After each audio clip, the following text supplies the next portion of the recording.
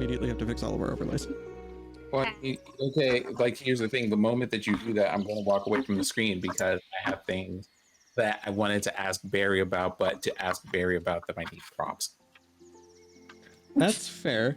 Hi, everyone. As you can see, we have had a bit of an overlay issue just because Google Meet changed how they do their UI. So I need to fix a few things, and then we will be getting started right shortly. Bip. As I throw my lunch everywhere. So just give me 1 second for these live technical difficulties, if you please. Oh, Nind, you look so lovely today.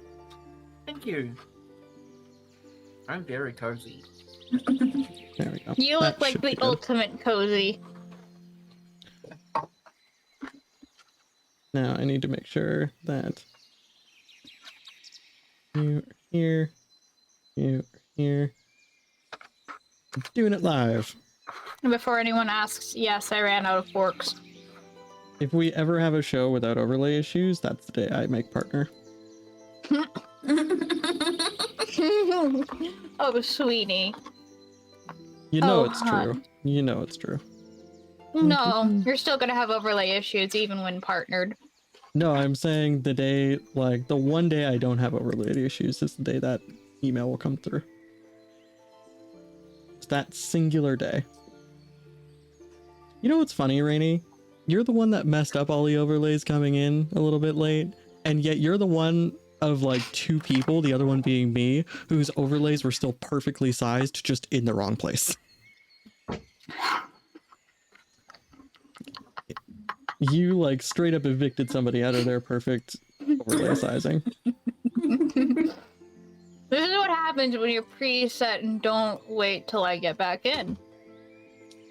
Well, the thing is, when you said you were going to be running a little bit late, I didn't know how late, so I figured I'd have to preset because everything else was also thrown off too. Like all of our overlay stuff was just in the middle of like between boxes and nobody was actually centered. Anyways, hi everybody. Hi. We'll talk about this post game. As you can see, we're doing it live. We're professionals. It's fine. I hope Just be everybody's glad been I'm having actually good... eating instead of skipping lunch. Yes, please do. Eat on the stream. We had a few technical difficulties behind the scenes, you know, me with audio, and then we had, you know, work-related and life-related things as well happening, so... but thank you for joining us, everybody in chat. Thank you for joining me, my lovely friends, for another game. This is episode 9 of our Ether TTRPG actual play. And if you give me just a second, you can use the link that just dropped in chat to go find the game if you're interested. Ether is a house-written TTRPG system we're using, and this is functioning as sort of a live actual playtest for it. And yeah, now let's get into some introductions, shall we? We'll do Sin, Rainy, Ro, Nins, overlay order as usual. Tell people where they can find you and who you are and all those fun things, if you please. Do you want us to do that in that order necessarily? I mean, that is the overlay order, but you don't have to if you don't want to. No, I mean, describing those things in the way that you just enumerated them, like where people find you, what your name is, and all of that. I'm asking about that specifically. Oh, I mean, in any order you want, just make sure the essentials are there. Okay, so listen, I did really good to make sure I had clothes on today and there. Right. Now, that being said,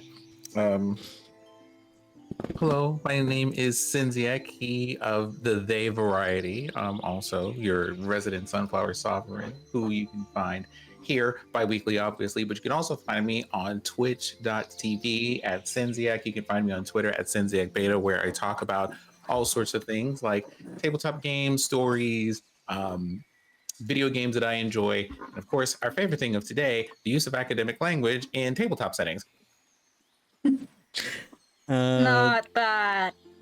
No, not that. Sin, John is in chat, by the way.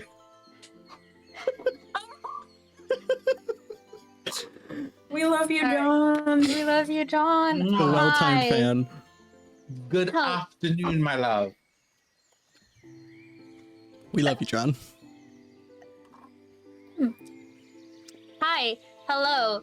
I'm Rainy. My pronouns are she, they. You can find me somewhere on Twitch at You can find her having lunch today. Well, yeah, finding me having lunch today. You can find me somewhere on Twitch at twitch.tv/RainyKeys. You can find me over on my Twitter at RainKeys, where I scream into the void, and it's fucking fine. Except for yesterday, where she recently made a whole new pin thread with all of the different things that she does and ways to support her and stuff. And it didn't use self-deprecating language in a single line. When I say I am proud of you. Twitter's character limit, it's really helpful for that, because I tend to go lengthy with my self-deprecation. So it's helpful to remember I can't self-deprecate in a tweet. Love it for you. Love to see it. But also, you can also catch me at I play Alyssa Vesper, our necrotic archer. And you can also find me on another RPG Hour show, because a healthy reminder, RPG Hour does produce this wonderful stream that we're all on today. Apologies, I'm in my tour guide voice. And you can find me playing as Agnes Wolf on Routes Unknown this Wednesday with our season 1 finale. Crow is also a fellow player of Routes Unknown, and he plays Akritos Jones. I remember all the things I do. It's fine. But also just a small tiny reminder from me, our wonderful friends at RBGR Studios are producers of this show as well, so please give them a follow and a look-see as well. Over to you, Ro. Hi, y'all. I'm Monroe of the Heath Empire as well. And y'all can find me at Twitter at Monroe98, where I am a game designer, writer, editor, and sensitivity reader.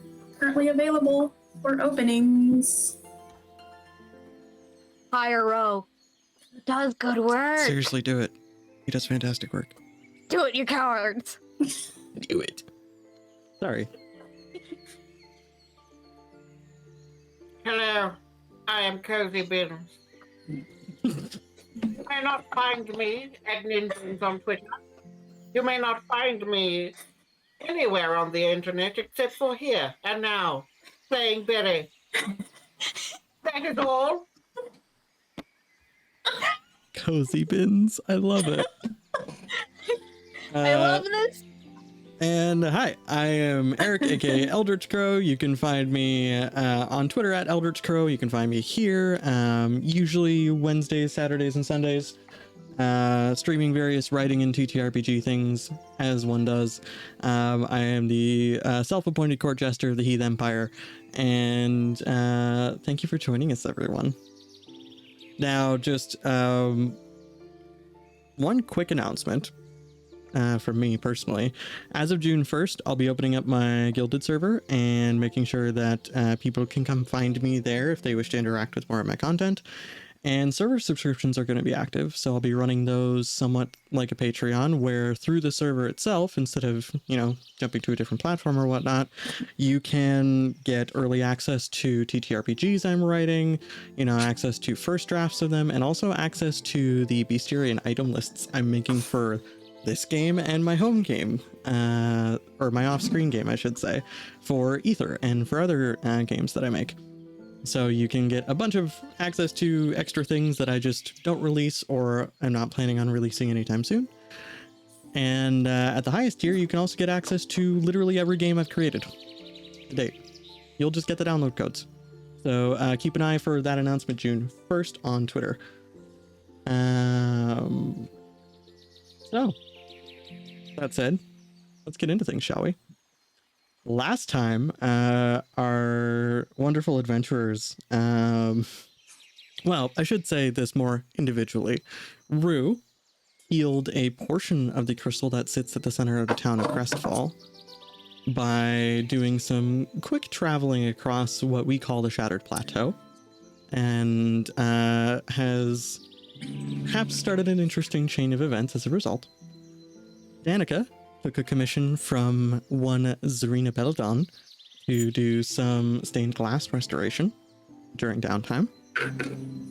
Alyssa helped with performing last rites for a few Esper miners who unfortunately passed away during a cave-in. And Barry brought the party to the town of Maplehaven near Thornwood Bastion, the great sort of forested grown fortress on the edge of the Shattered Plateau to the north. This is the Thornwood Bastion is basically Barry's home, and Maplehaven, funny enough, is also Danica's. So our players brought along their friendly local vampire Dr. Venat to accompany them on the trip as well. And they all kind of just went about their business, and Danica very kindly started showing them around the town of Maplehaven. At one point, they stopped by the Moonshine cafe / tavern, I would say, to get some food and some lunch, and ran into Danica's brother Marcel. And actually, I believe it was Marcel. It was Marcel, yeah. Okay, just wanted to make sure, because there's Marcel and there's Marco, and I don't want to mix up those two names. Yeah. No, it was Marcel. And Marcel had the wife that could absolutely destroy us.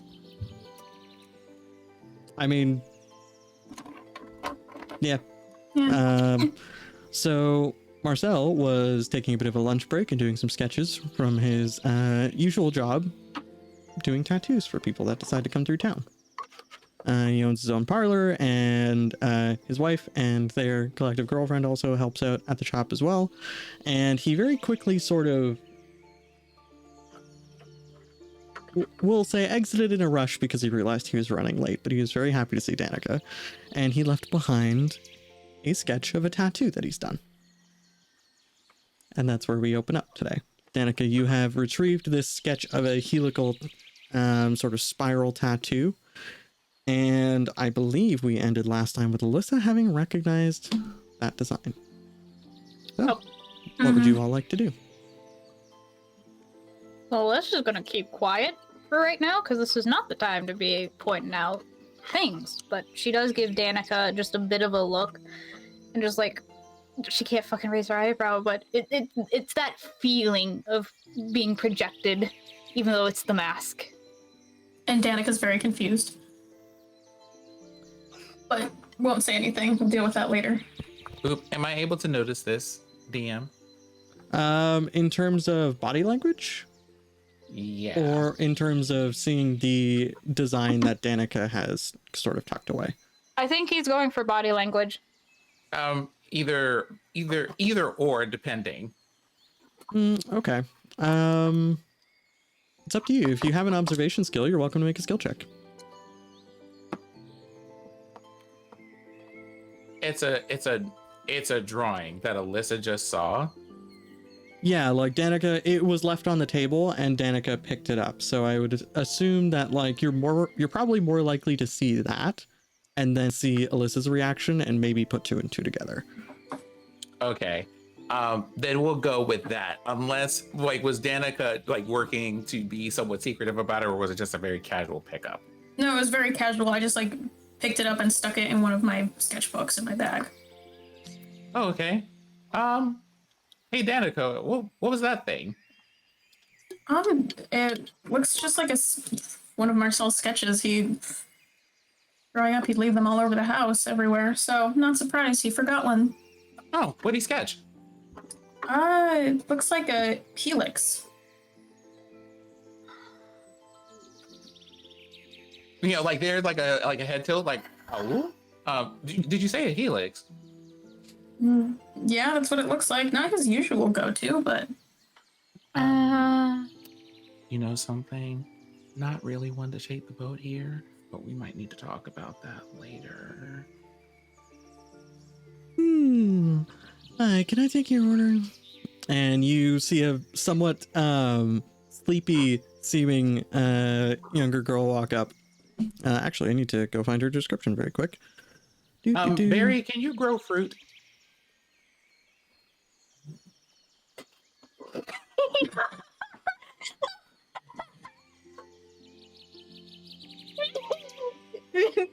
Cozy bin. No worries, just we.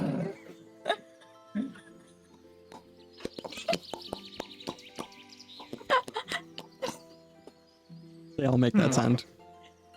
This fruit is only a mild bit. I feel like maybe bitter is the word, but Ah. not in a bad way. I think Okay. more people should have these. So the girl you see approach is very clearly a waitress for the moonshine. She's 17 and she is a kobold. And you see one who has these sort of warm orange scales and a frill of gold and yellow flower petals around her neck. And she's kind of sleepily come up to all of you and a bit quietly just said, can I take your orders? Sorry. I don't mean to interrupt. Opal! Oh, hi, Dan. I sorry, I'm a bit tired. I didn't recognize you at first. Have you been? I'm good. They're not overworking you, are they? No. I just haven't been sleeping well. It's fine.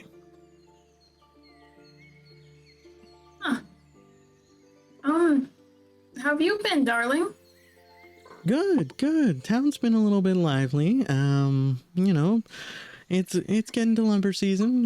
The grove is about growing back with all the magic going around, and well, we're getting to that usual harvest season for it. That said, moonshine's busy as ever. Everybody loves to come here for lunch. Luckily, you're missing the rush. And Bianca, I guess. And like she sneezes, and you see that the frills just fully unfurl for a quick second before flattening, and she's like, oh, I'm sorry. Yeah, Bianca's been doing good.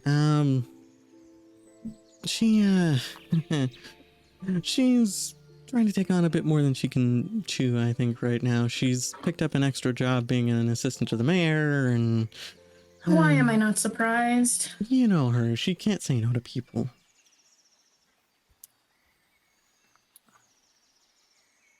I'm not gonna say anything about that because we're nope, not gonna say anything. I'll just take some tea, hun. All right. We have a hibiscus and Danica- jasmine mixed tea available if that's what you'd like. Yes, please. Danica, what do they have here exactly? All kinds of things. Lots of baked goods, especially with honey. We got so much honey. Okay, well, And- what's something that it would be really good to get here that is difficult to get elsewhere? I'll have one of those. Oh, I can help with that. We recently Actually, can I have two of those? we recently started making what I would only really describe as a vegetarian dragon fruit curry. I will have one of these. All right. I will also have one of Allison's those. just like taking one of the fruits that Barry has produced on his beard. You pull one, and then immediately afterwards, there's another one that just starts growing in its place. Barry, I don't think we have a need for the fruits anymore. You can stop growing them, friend. I look pretty with them on. Yes, you do. Thank you. Are those plums?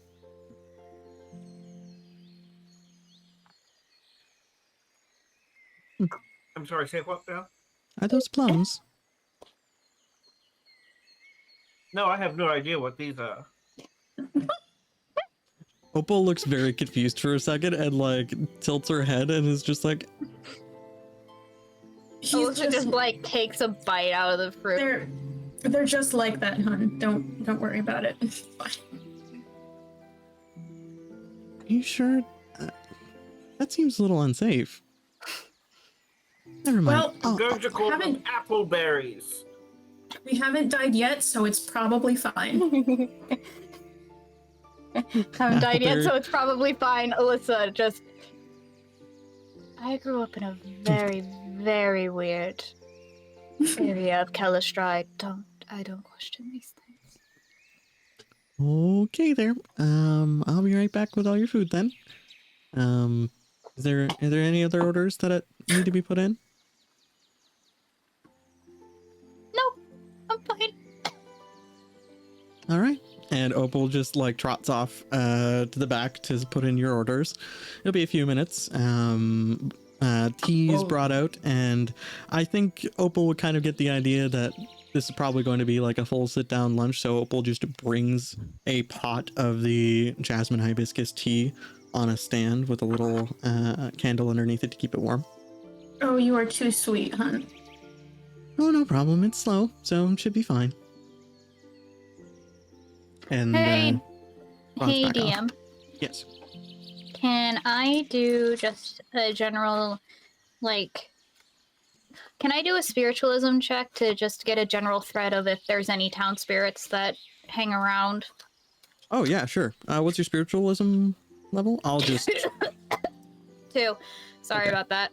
I'll no, you know what? I'm gonna set this at a 1 just because it's you're not under any kind of stress for this at this point, so you could just sit there and. Oh, bugger. Anybody remember what I said my skills were? Because I didn't save my character sheet. Whoops. Whoops doodles.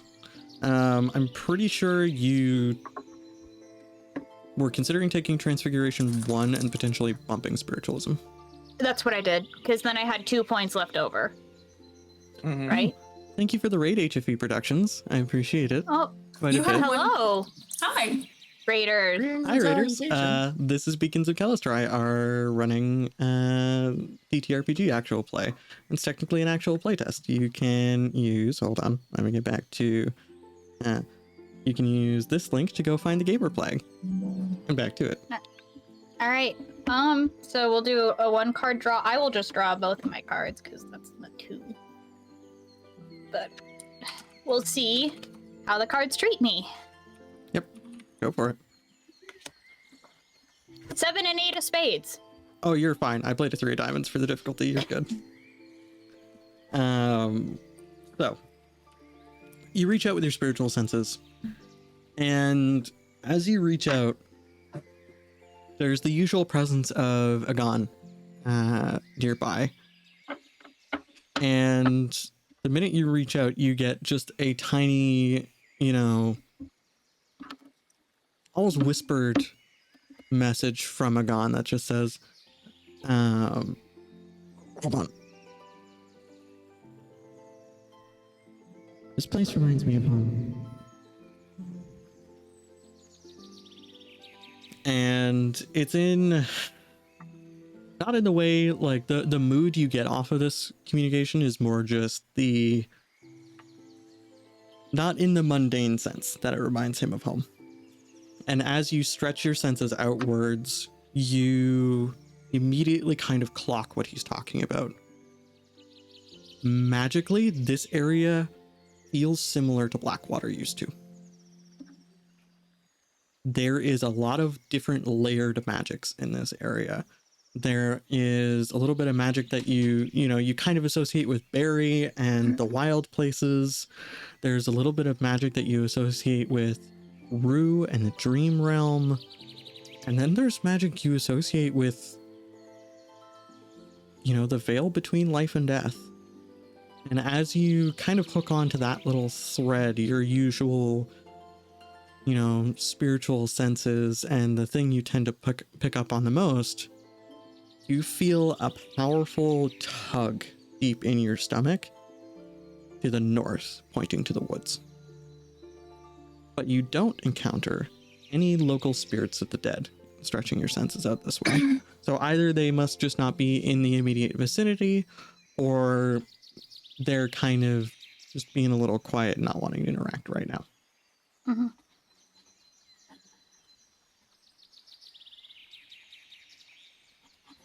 I am going to tug that information away for later. All Well, right. actually,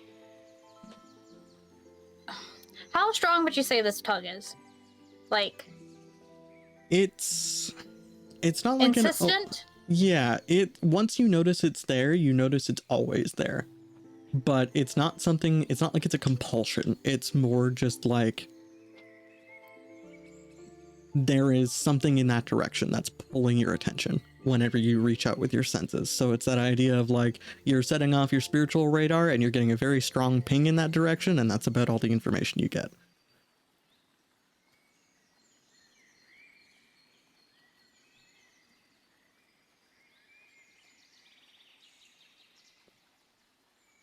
I think Alyssa's gonna wander off to the north. So Alyssa just leaves the cafe and starts walking in the woods. Yeah. All right. As Alyssa stands up to leave, what would the rest of you like to do? Or I guess I should say, Alyssa, are you, explaining anything, or are you just going to be like, hey, I'll be back, and, self-yeet? It's mostly just gonna be a, hey, I'll be back. Alyssa, Yes.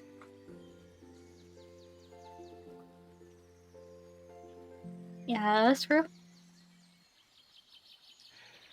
I understand that you are a scout in these things, and maybe in some prior life, being a solo hero is a thing that you did, but a lot like me, we're kind of stuck together, and I feel like maybe you should communicate a little bit more before you leave and possibly wind yourself up in some kind of danger. Maybe.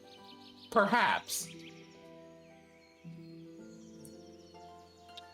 Besides, we do have talents that probably complement each other, and this is something that you know very well.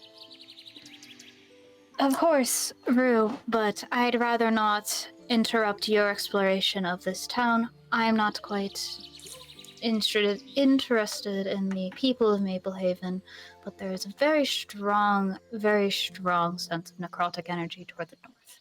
I'm going to go as far as I can get before going into the woods, and then I'll come back. Oh my God, it's no more. My God, it's Dead Girl Summer.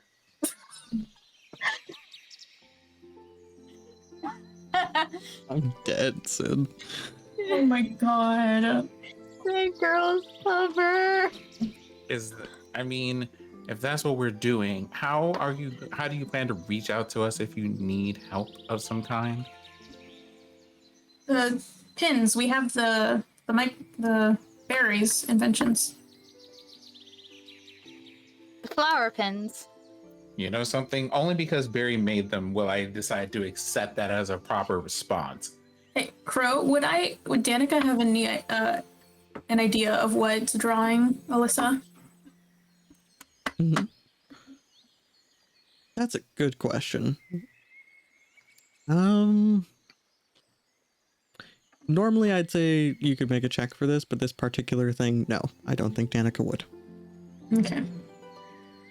There's nothing, even in like local fairy tales or stories, that hints at like a big death-related spot in the woods or anything like that. Okay. I will be fine. If nothing else, if Barry's invention doesn't quite reach as far, I can send a friend. And Rue knows this friend. Like, Rue knows what Alyssa's talking about. Okay. So, I would assume Alyssa's being allowed to depart. In which case, I'm gonna wait a moment, Alyssa. I'm sorry. Death magic. I'm interested. As I said, edge of town, no further. If it's like further into the woods, she's not gonna go alone. That's weird woods, like unknown woods 101. You don't wander alone. So, in that case, I'm actually going to say, Alyssa, you reach the edge of town and you reach where the tree line is kind of beginning and sloping down into the forest beneath these floating mountains that you see. And the tug gets a little stronger, but it is pulling you deeper into the woods, for sure. It is directing you in that way. It's like I said, it's not a compulsion. You are not forced to go there. It's almost just like a compass pointing north. Your spiritual senses have just honed in on this thing. So that said, if you are aiming to stop at the edge of town, it would take you only maybe like a 5-minute walk to realize that whatever this is, it's in the woods. So you can absolutely come back and get the rest of the group if you would like, or you can go about your business as you see fit. In the 5 minutes or so Alyssa is gone, what happens in the moonshine? What are you all up to? I'm enjoying being home. Fair enough. Barry or Rue, anything you would like to get up to? I would like to see the drawing from Danica and review the drawing from Danica. So Danica, about that helix. Yeah. And I'll reach into my bag and pull it out and set it on the table. I believe the phrasing is ill-begotten, evil, bad, a no-no, absolutely abhorrent. It's a list of these terms, and not an exhaustive one about this particular drawing. The last time I saw one of those was in a vision, and that vision was about the person who created that beastie back in the other set of woods we encountered some days ago. Why do they know about this? Marcel just takes, he's just a tattoo artist. He's not smart enough. He's not smart enough. Ollie just took a commission. I just have like a slight chuckle while I'm trying to drink something and nearly spit it out. And I just go, I will say that per some of my observations, I think Alyssa might have like a certain depth of knowledge about this that I clearly do not possess. But whoever Marcel came in contact with that commissioned that art from him is bad news. Thankfully, he is a very open and honest person, so I'm sure we could just ask him who commissioned it. This shouldn't be a problem. You know something? That is a wonderful idea. The concern that I have is not everyone is as open and honest as Marcel is.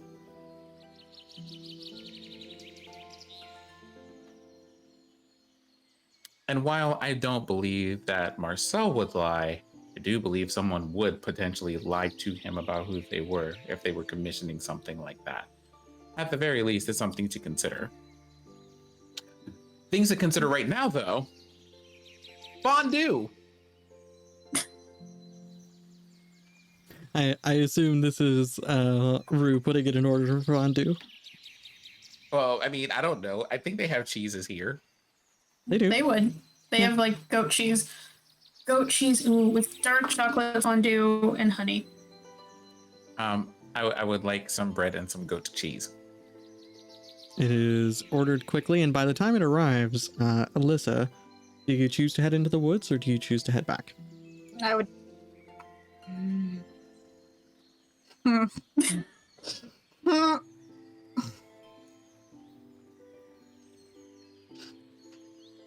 The face of a pleased DM. I think actually at this point, Alyssa would probably step into the woods or try to, but there is a Gon. Mm-hmm. And there is a Gon who knows better than her. Mm-hmm. What I'm trying to say is spirit intervention, probably, to keep her from doing a potential dumb. I was also going to say I would know how far the edge of the woods are and see if I could call Alyssa back, because I would know how long it would take. Yep, you would be very familiar, and you would know that it's just hitting that time of like, I just kind of like look and say, Alyssa's been gone a while. Should we go and retrieve her? And then into the flower. Alyssa, you're at the edge, right? And you're not going in without us, right? I lean over to Danica's microphone. Just here is Alyssa just like trying to start a I sentence. will come and retrieve you. You understand this. Agon will help me. I know you're a scout, but I also grew up in those woods. So I think if you wanted to go in, it would be important to have someone with prior knowledge. So, Alyssa, you're hearing all of this. I'm just going to set a seed for a quick second. You're hearing all of this as you're standing at the tree line, and you're staring into these woods, and the shadows get deep, but you can see lights moving between the trees, and it takes you a moment, and then you realize these are creatures. They are large, floating, they look almost like jellyfish, but instead of the main like plasma body of a jellyfish, you see moss that is almost a purple blue fluorescence, and hanging from beneath them are roots, and these roots just seem to pull them through the air, and they float between the trees, moving from spot to spot, and they are easily large enough, you know, that they'd probably be twice the size of the average person's head or bigger. And all I'm hearing is friend. You also hear birds chirping. You see a few brightly colored birds with these long kind of training tail feathers flying through the air. And it's beautiful, but also a little bit ominous, because those shadows get very dark even just a few steps into those woods. And a reminder too that these woods are all hanging upside down off of the bottom of a floating mountain. So there's quite a bit of darkness down here. Most of the light for these woods is fluorescence.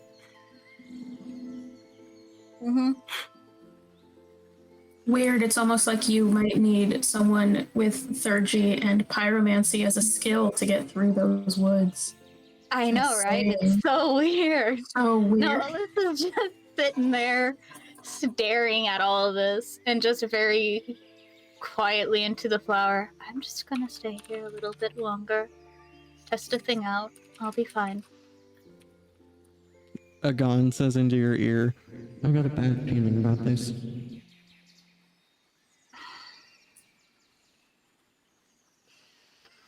And, like, she makes sure she's not talking into the flower when Alyssa responds, and just very softly, I know, I don't like this either, but this feels like Noctwood. That's why I don't like this. Oh, you hated Noctwood. Please. Barrowton was always worse. Both of them felt like staring into an open tomb. There's a reason I didn't like them.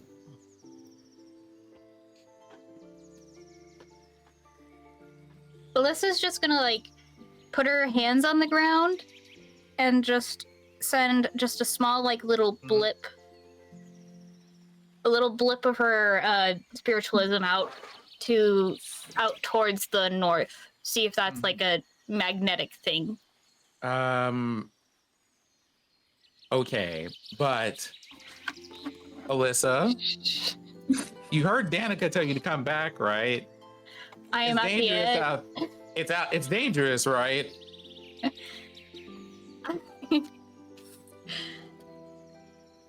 I have a certain set of skills. It'll make it possible for us to find you. I would rather not employ them. I am still at the edge The Taken of reference. town. You can find me if you just look out the window. It's not far, and my bow is very shiny. But that doesn't. I'm looking out the window.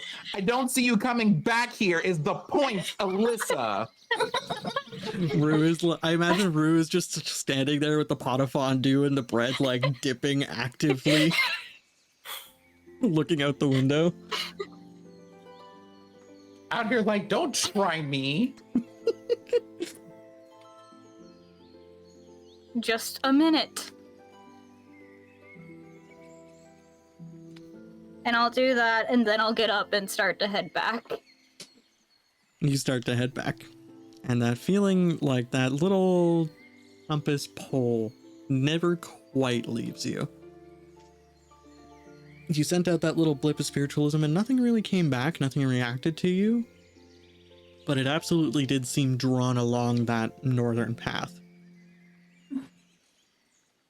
And I suppose that didn't interfere with our fair moss fish Nope. friends. Nope, they're just floating through the air having a grand old time. They appear to be eating leaves off the tree branches. Friend. A friend. Friend. A friend indeed. So, Alyssa returns. Alyssa, you return to see plates of dragon fruit curry and fondue available to you. Melissa will avail herself of the fondue, but probably avoid the curry.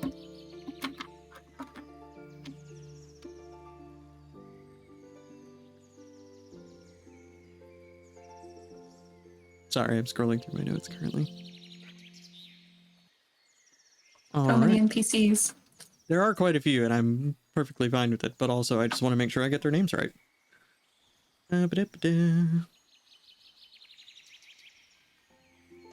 So, after a few minutes, Kareen comes back from the kitchen because Kareen was apparently the one doing the cooking for you this time around.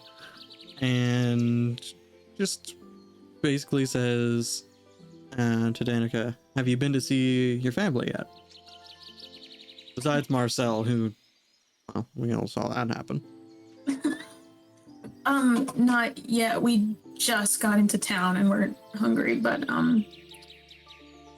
probably should be going. Well, that's fair. Just make sure you stop in and say hi before you do anything. I'm sure your mom would want to see you, and I'm sure... Well, maybe don't say hi to your dad. He'll try and put you to work. Yeah, I was gonna wait until like after he got off work to say hi to him. So. Yeah, good idea. Excuse me. Yes. Do you particularly know of what's out up north? The woods. In the woods. I mean, depends on how far north you go. You know, go a little bit farther in, you'll start to see some of the old twisted trees. We've got the big, we call it the split oak in there. It's a massive oak tree that just forked in the middle. You go any farther north than that, you start entering like the bark giant territory, and you don't want to go that far. Pulling back for that split oak, has anything like happened there weird? Like, just weird. I mean, the whole town's a little bit weird. We live on the edge of a magic forest tied to a dream realm. That's a given. But no, nothing out of the ordinary.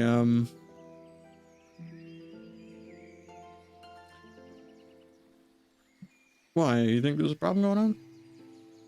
Something we should be worried about?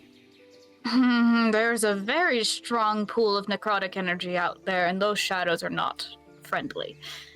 Well, they never have been. You gotta take a lantern into the woods with you. Or make friends with one of the glowing moss fish out there.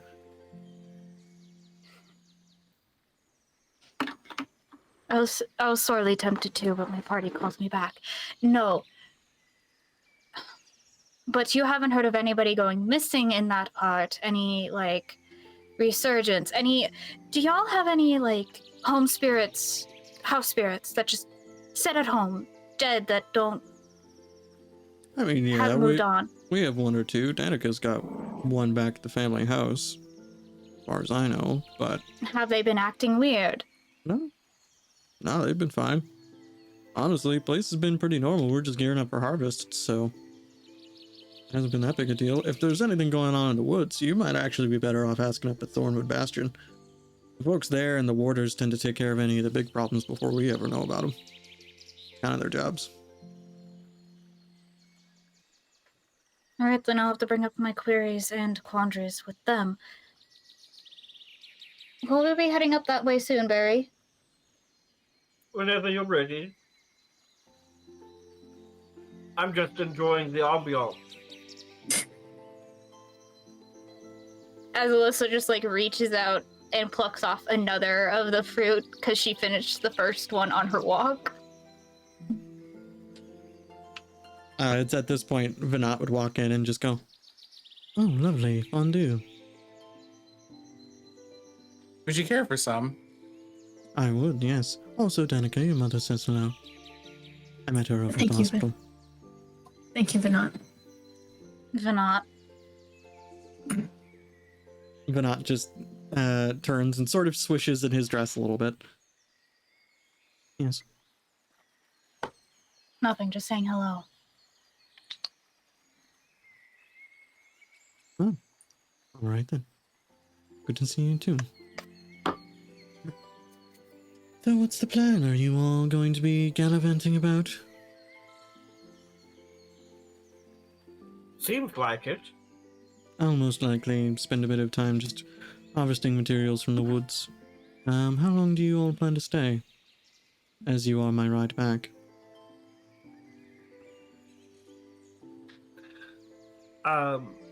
Well, I can take it back at any time,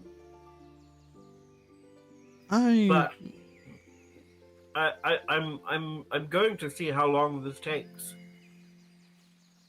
Very well. Don't- I have thoughts on staying roughly 2 days. There's, well, frankly, Danica's mother and I plan on trading some secrets and medical practice things about the local flora and fauna, so...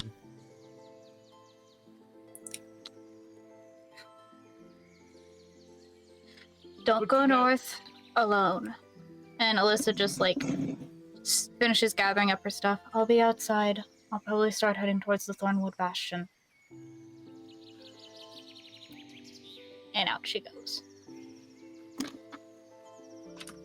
Rue, Danica, Doctor. Me with a mouthful of food. Please excuse me. I believe I'm going to the Thornwood Bastion. I mean, Alyssa said that mostly as a, hey, take as long as you want. I'm just going to start heading that way. But I'll probably be slow about You it. know, Alyssa, Are you not hungry from your travels? Are you just not feeling especially personable today? Is there something amiss that you would like to discuss? I am concerned that at almost every available opportunity that you have had today, you have tried to basically run away from people. I mean, not that it's any of my business. This is just really good fondue. But I am concerned because, as all of you are very well aware, I still exist and I am unable to leave. Congratulations.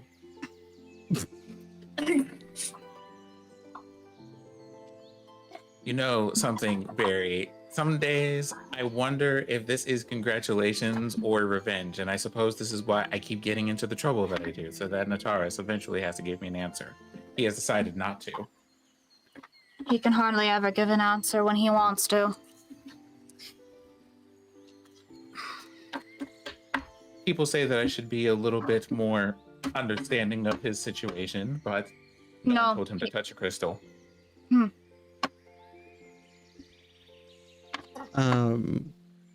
So I would assume that some of this conversation might be happening, like, on the way to Thornwood, or is this just before Alyssa exits? Yeah, it's This is- probably just this is before before Alyssa. exit. Okay. It's just too many people. And then Alyssa just cuts on the way to the Thornwood Bastion.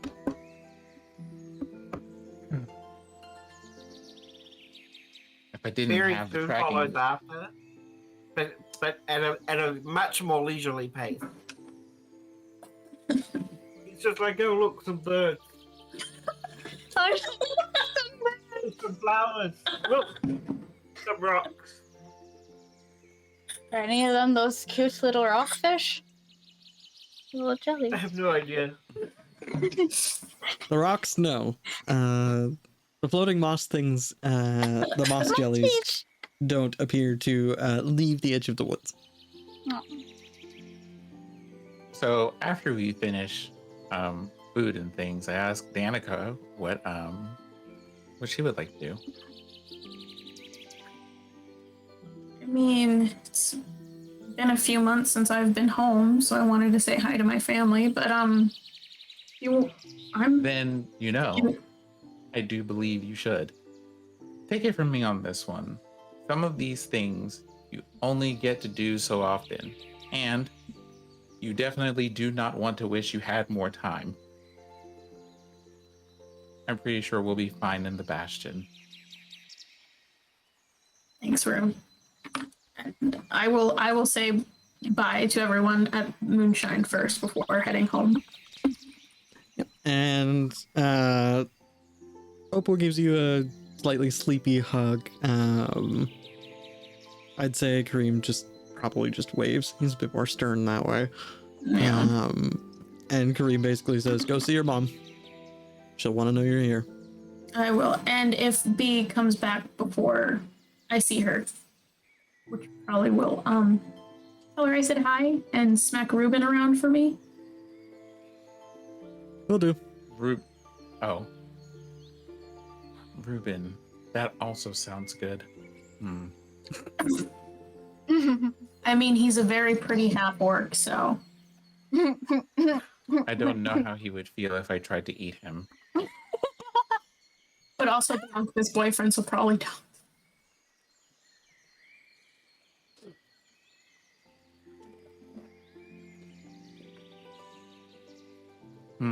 Two Rubens. Ah, yes, the anime ponder about food. So, first off, let's do Danica heading around town. So Danica, whomst would you like to see? Would you prefer if we just montage you saying hi to the whole family, or do you have specific people in mind? Probably montage, because that's a lot of people for you. Yep.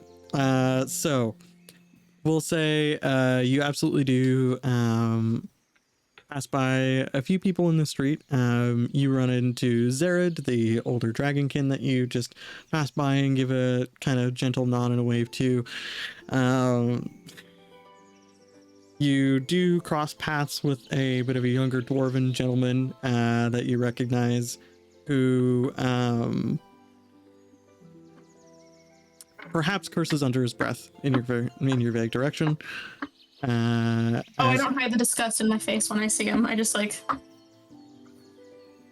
as Orion just passes you by, and you wind up going to see most of your family. Where would you like to end this montage? Do you want to end it at the tattoo parlor? Do you want to end it at the hospital seeing your mom? How do you want that to go? Tattoo parlor. Okay. So you end up at the tattoo parlor, and you see from the front door Dahlia, Marcel's Nabonaiad spouse, is behind the counter, and Dahlia has this sort of teakwood look to her, and effectively has what I would almost say is a burst of lavender tied back as their hair currently, though they would change it fairly regularly. The eyes are a deep purple, and you know that Dahlia's kind of got as big a personality as Marcel does. To put it politely. And Dahlia sees you just as you step up to the door and just gives you a wave and waves you and just says, "Oh, hello, darling. Come on in." Oh, how I've missed you. We've all missed you as well. Marcel told me he saw you over at the cafe. Are you here for more work, or are you just stopping in to say hi? I'm mostly stopping in to say hi. I figured, since I didn't get to talk to him much, as long as he's not busy, of course. Oh no, he's busy. Because he came back late, I've had him cleaning the washroom. I really like the way you think. He can talk and work at the same time, though. You're welcome to go to the back and just say hello. I'm sure he's probably just disinfecting the rest of his tools. Yeah. And is Nala here? No, Nala's out getting some pigments so that we can refresh some of our inks. I will go see him and I will smack him around for you. Oh, no need. I've already taken care of it. And she just smiles. You walk back and Marcel does look a little ruffled around the collar. Just a little bit. And he is absolutely just disinfecting their tattoo equipment in the back and, you know, just keeping track of stock and very clearly labeling what inks need to be restocked and so on and so forth. And he just says, "Hey, Danny, how you doing?" Hey, I'm good. Had food, so I'm better. You left this, by the way, and I pull out the helix drawing. Oh, yeah, thank you. I appreciate that. God, lose my head of... Wasn't attached to your shoulders? Yeah. Yeah. And he just, like, sets it aside and he just says, "Oh, what's up? Looking for a tattoo?" Actually, maybe later. I actually had some ideas about some finger tattoos, but that'll be for later.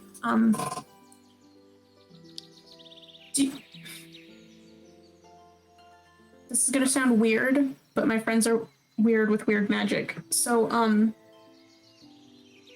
who commissioned you for that tattoo?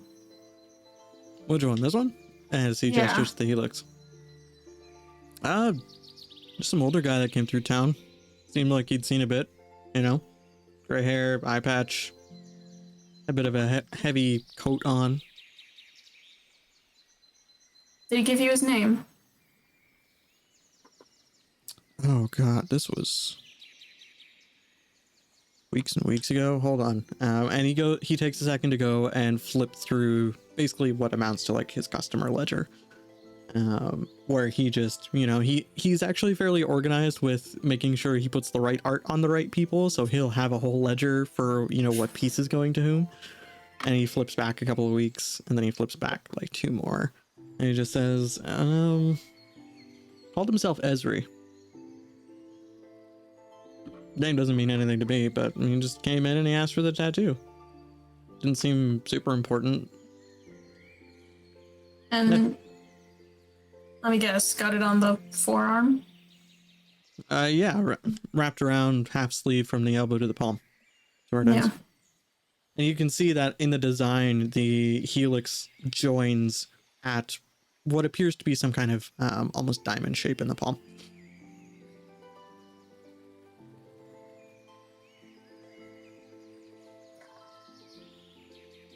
There's nothing weird about it. I mean, it's standard ink and it's just a fairly basic, almost tribal looking tattoo. Was he human? Seemed to be. At least it didn't give me any vibes otherwise. Could have been beast folk, but never got the hint of any fangs or anything, and didn't notice anything else, you know. Like I said, he was wearing a pretty heavy coat and all that. Didn't even take it off for the tattoo, he just rolled the sleeve on it.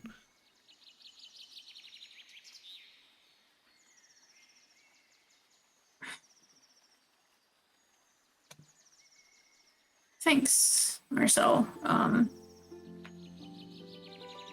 Yeah, no problem. I'm gonna write that down actually, and Danica will pull out a notebook and write it down to tell the rest of them later. Okay, and at this point, we're gonna cut back to the rest of the group, but we're actually gonna take about like a 5-ish minute bio and water break, and we'll be back. So, back in a bit.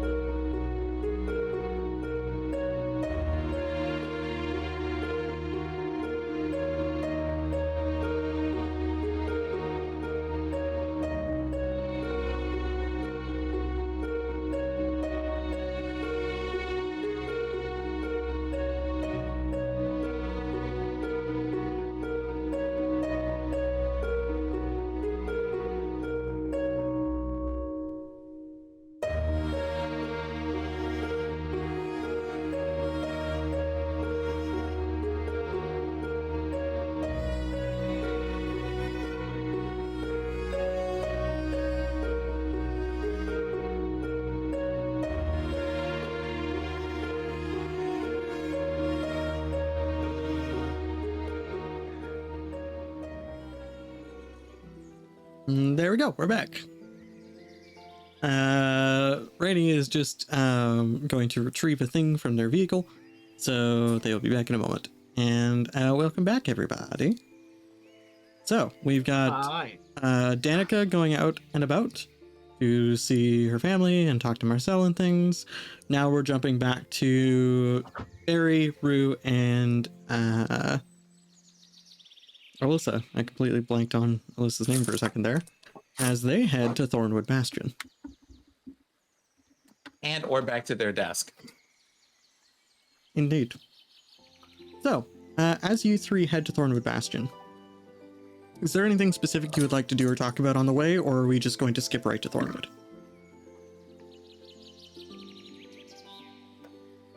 If people have words with Alyssa, now is a good time to have them. Well, Alyssa, I did. Can I just characterize this for a second because we want to use aeromancy for nonsense? I would like Rue to just be kind of like using air magic to support his weight as he just kind of like glides through the air at about like eye level to Danica. Oh, Danica's not with us. Okay, in that case, then about the height of Alyssa's bow from the ground. Okay, you are blissfully gliding. So, Alyssa, Mm-hmm. I did catch sight of something that I saw a sketch for and kind of informed Danica that she might want to talk to you about it, as you know a little bit more about the history of that than I do. So at some point, you might want to have that talk. The only thing I remember is you describing that specific tattoo, not only on Jasper Belladon, but also the person who started the Twin Creeks incident. This is not what I don't know exactly what it may entail. I would have to actually get a closer look at that sketch and a longer time to think about it. But And let's not forget our friend in the woods. it's not a friend. It's probably just a big old sink of necrotic energy. But whatever it And is, it's not. I kind of make a circle around Alyssa as she's talking and go, sarcasm. I'm sorry, but where I'm from, we don't sarcastically talk about the dead. But about helixes and or people who experiment in transmutation, and about a person who you thought was dead but is apparently still alive and well in some cave somewhere. I think we can get away with those. Yes, those we can get away with. And Jasper might as well be glad that he's not fucking here right now, or else I'm putting an arrow through his skull 2 paces away. And I would help you, but he's not here. So at the very least, please make sure you talk to Danica about it. I will, but that's the furthest I know about that helix tattoo. If there's any significance about it, it's probably Valdian, and I only know roughly some ancient Valdian. Banat would know more, but I'm not going to ask that. I'm not going to ask him. So that can be a you issue. True. I kind of fly by and boop her on the nose as I go by and go, I suppose. And just kind of drift away a little bit further down the road. Barry, you were saying something? He just said a I was Rushu. just making note of Rushu. Oh, all right. A Rushu. As opposed to like a martial arts style or a type of like writing style from Chinese comics. Or maybe a pair of shoes that are in the Ruse. shape of kangaroos. Moving on. I also have a brief word with Manat. And wait, is Manat with the party or is he elsewhere in town at the moment? They're not split off, but you can have this word with them before they do so if you'd like. Okay. It's only just to say, hey, I feel like whoever these Helix people are, you know, the thing that you got really angry at? I have an unsettling feeling that we're going to run into that again, and very soon, because we just happened across someone who was sketching one of those Helix symbols. I'll keep that in mind. As far as I know, the Helix doesn't necessarily have any significance to that particular group, but things could have changed. It could be something new. You know, on the one hand, I hope you're right. On the other, I know that you probably know better than me the many legends that people have about seeing things more than once.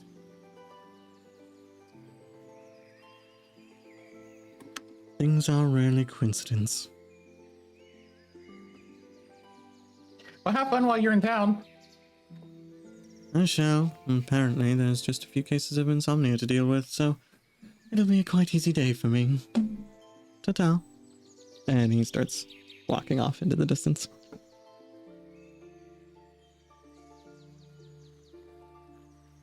So, after that, it doesn't take you all long to get to Thornwood. It's within walking distance of the town. And Thornwood, as I mentioned in the previous episode, is this massive wooden fortress that is grown between and out of the trees themselves. And it has a couple of bridges off the slope of the north side of the plateau that lead into it. And it's just open for you all to go join. And when you all start approaching, one of the guards who's an Avanaiad spots Barry and just says, "Oi, Barry, is that you?" Maybe. "Yeah, that's you, all right. Come on in. Council might want to hear from you. You've been away a while." Wait, what? "I assume you're back to report, right?" And this Nabonaiad actually comes down the steps from like the watchtower that he was on and just Yes, steps up to you. That's right. "So, head on in. You know the way. Make sure your friends here don't fall in the midlight pool on the way." You would know the midlight pool is a lake, and Thornwood Bastion is under the floating mountain directly. So it's lit by, luminescent mosses and things like that growing out of the walls and little bulbs and stuff. The midlight pool is a physical portal into the dream realm. And so when you look into the lake's surface, you can see, or not lake, it's more of a, it's an actual fairly large pond, I guess, in the center of Thornwood. But when you stare into it, it reflects backwards a night sky with unfamiliar constellations that you would know as the night sky for the Fey realm. So, as you all walk into, or as I should say you three walk into Thornwood, this is Rue and Alyssa's first time. So what you see is you step through a wooden gate with a portcullis that is made of fairly large tree trunks that can be dropped at a moment's notice, and you step into what appears to be a courtyard. And in the middle of this courtyard sits the midlight pool, and on the other end of it is the fort's sort of main building, which has a second level to it that is broader with railings and actually is open to the air, and you can see a giant silk moth. Black with star patterns across the wings and back and through the frill of fur that is around the silk moth's neck, appearing to sleep on top of this building. Mm-hmm. To put in perspective, this silk moth is like the size of the average dragon in D&D. Just for comparison's sake. Mm-hmm. Barry, you would know this silk moth as the leader of the Priory of Fallen Bows. They are colloquially called Silk Mother, though you also have a more, shall we say, true name for them, should you choose to use it.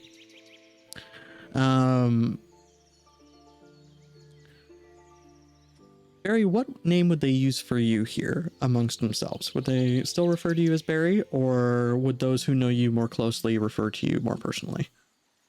They would refer to me more personally here. Okay.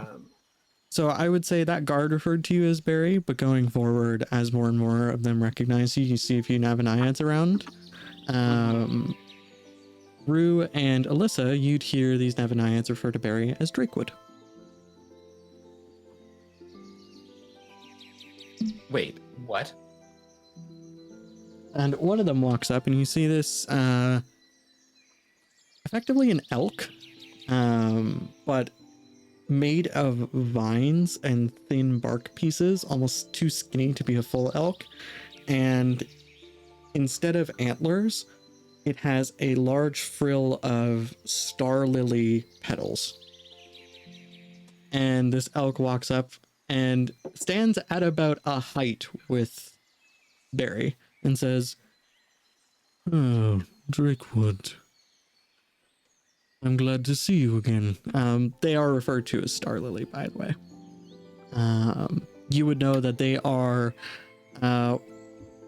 known to be one of the stronger defenders of Thornwood Bastion. They're considered one of the seedlings, but they are a militant figure. They tend to assist the warders and deal with, nightmares that cause problems on the other side of the portal. Yeah. And they just say, "Oh, have you returned to see the Silk Mother?" I think it's important enough to do that, yes. Very well, the council is about to convene. Is your report private, or are you comfortable announcing it to the rest of us? I am comfortable with announcing it to the rest. Very well, Drakewood. No, yes, I'm very comfortable with that. And shall your companions be accompanying you? Yes, they are all very well aware of my report. Indeed. In that case, walk with me. And Star Lily starts heading towards the building. Please. How has the dream Please, been? I am praying. Let this be a moment that they have hard surface floors so you can just hear the click of my Gata heels walking across the floor. Oh, they absolutely do. The majority of the fortress is like either stone or wooden floors. So depending on what you're walking on, you even get different tones out of it should you choose. And you are actually sort of mimicked by Star Lily's elkin hoof steps as you circle the mid-light pool and start to head into the fortress proper. So, you all are brought upstairs to this platform on the second floor, and you can see where Silk Mother sleeps. There are a number of wooden chairs on the top of the building as well. And this appears to be where the leaders of Thornwood Bastion will just sit and converse, or whomever needs to meet with Silk Mother. You can see that there are a few other people around. There's one very large, burly beetle folk who you would know only as the Shaper. They are responsible for effectively just maintenance on the fortress, and they teach people how to use geomancy to grow parts of the fortress and repair it, etc., etc. You would see another Navaniad known as Thistledown, who has this very kind of sharp thistly beard and short cropped thistles for hair as well, sitting in another one of the chairs, who is the head warder of Thornwood. And you would also see a friend of yours, Barry, whom you all refer to as Willow, who is this wispy thin femme appearing Navaniad who has shoulder-length vines for hair and is slightly, takes after their namesake. They have very willowy, branchy arms. You know that the Navaniads around Thornwood tend to take a bit less humanoid appearances, just due to not always needing to interact with other humanoids as well. And Willow appears to be actually sort of caretaking the Silk Mother a little bit, bringing the Silk Mother food and water and things while they converse. So, as you settle in, Star Lily goes and just by a chair, like sits down the way an elk can kind of tuck its legs up underneath it and lay down, and sort of gestures with their head to the chairs beside them for you three. Barry kind of just wilts into the chair. Alyssa just slings the bow on across the back of the chair and sets the arrows down by her feet. So, and with that, you see Silk Mother raises her head and turns to you, and you see these two large moth black eyes. You know, we're talking full Mothra at this point. Just turns her head to look at all of you. And then you hear in your heads with a bit of a reverberation to it. Ah, Drakewood, you've come back. Yes, Mother dear, I have. It is lovely to see you. Do you come bearing good news? No, I do not. An ill portent then, it seems. Very well. Do speak to your report. The first news I ought to bring is the lesser of these evils. Betrayal in the outer territories.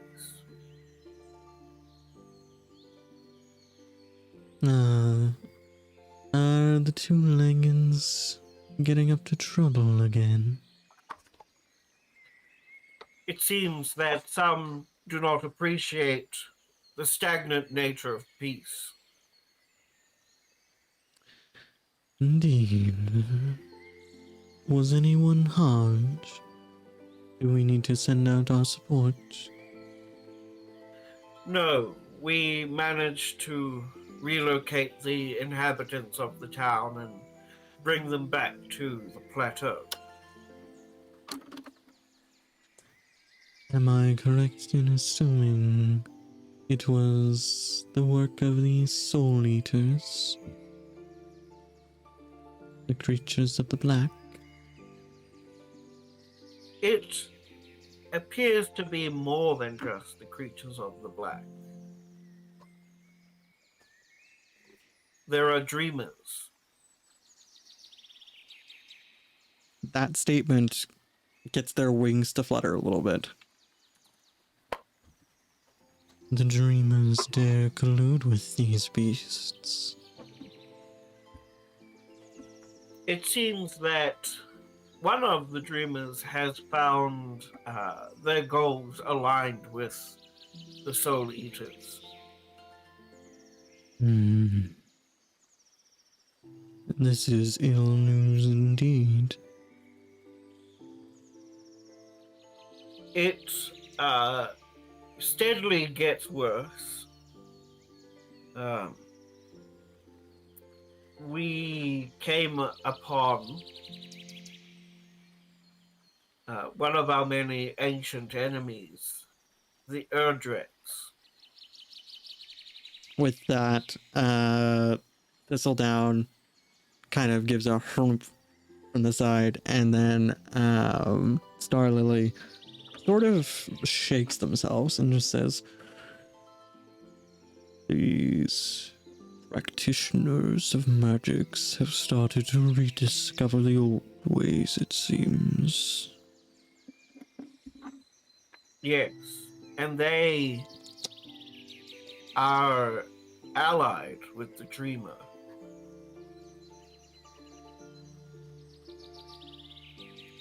Silk Mother kicks in and just says, "Ah, so we start to see a web unfold. Perhaps one we're all going to get caught up in time." A dreamer, a soul eater, and a beast maker working together. This is unprecedented.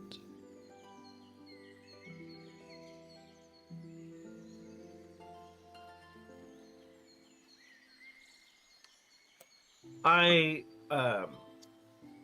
believe many of you may recognize one of my companions here, a dreamer himself,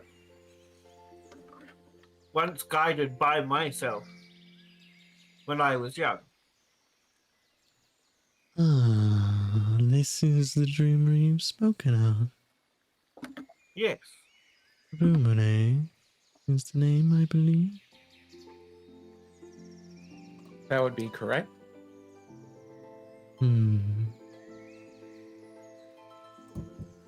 and with me I have brought the voice of the fallen.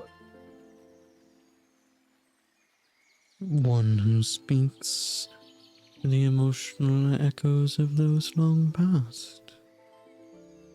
Alyssa, I think that's you. You are welcome. Run that by me again. Silk Mother referred to you as one who speaks to the emotional echoes of those long past.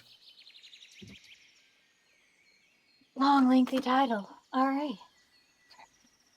You get the sense Thank Silk you, Mother Silk has a bit Mother. of a different way of understanding the world.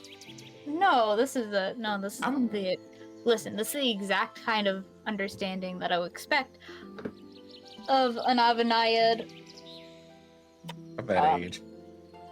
Not an Avanayad of that age, but also just a giant moth creature that just sits in a Navanayad bastion. You've made yourself interesting friends, little Drakewood.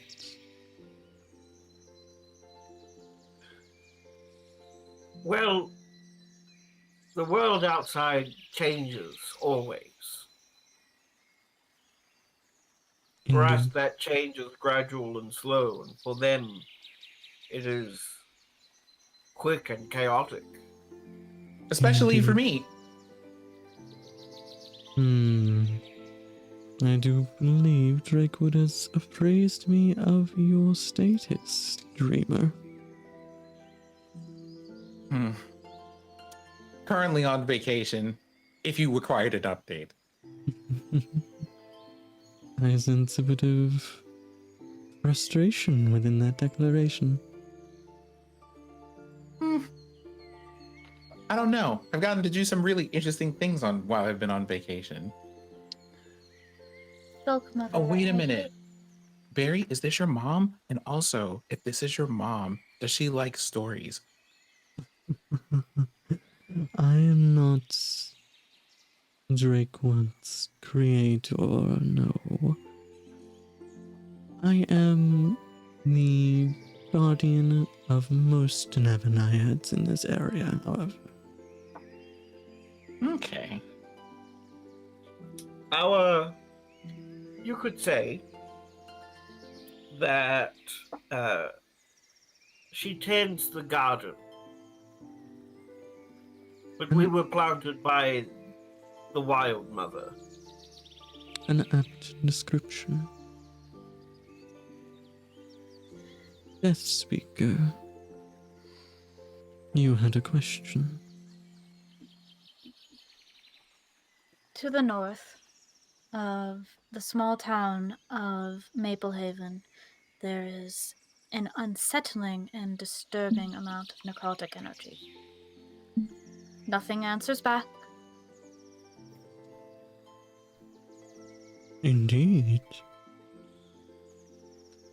Well, as one who is more in line with the echoes of the mind than the echoes of the heart, I am currently incapable of sensing this energy. I would request of you, Death Speaker, that you investigate if you might. It does sound that this has troubled you. And if it troubles you, I imagine it may trouble us given time. Considering that you are potentially the protectors of Maple Haven as well, yes. If you cannot sense it, then I'm afraid that town potentially might be doomed. A fair worry. We'll aid you as we can, though I fear you may be the only one in the area capable of locating synergy.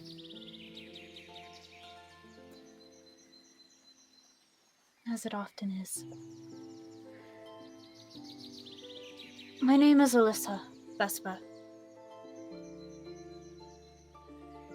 Ah, a pleasure to meet you, Alyssa Vesper. Though I see you carry a deeper name in your heart. We take pride in our names here.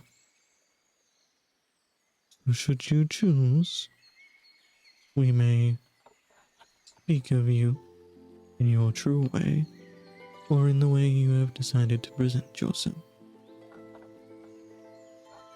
You see a swirl of stars in this moth's eyes for a split second.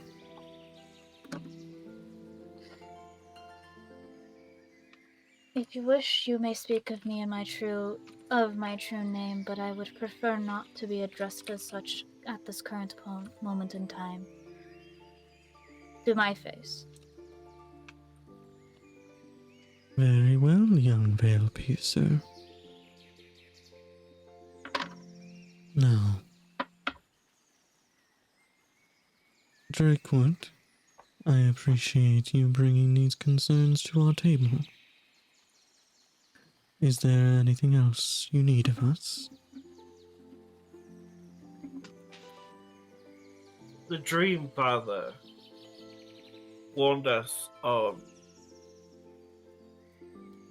danger.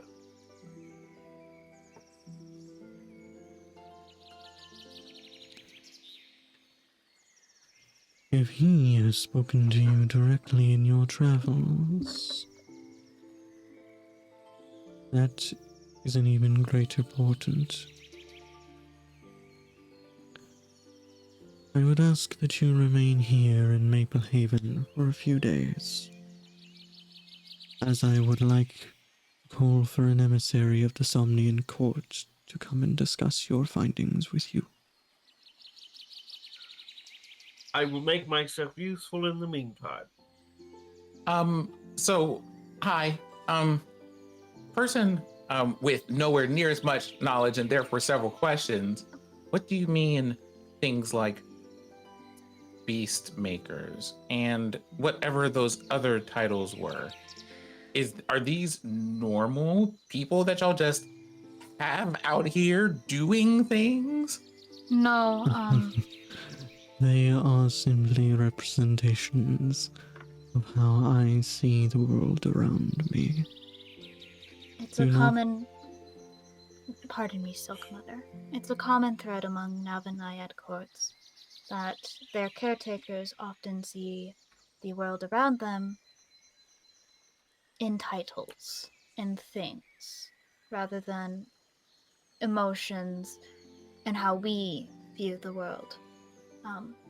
Ruminate. Oh, well, the naming part I get, but the relationship between these people doing things that are very uncommon for them, apparently, I do not get. Has this happened before, where you have whoever these titles are working together to do what seems to be real terrible things? Not to my if you knowledge, Dreamwalker. I mean, if all accounts of the Nightmare King were correct, back in the old Valdian Empire would have been the last.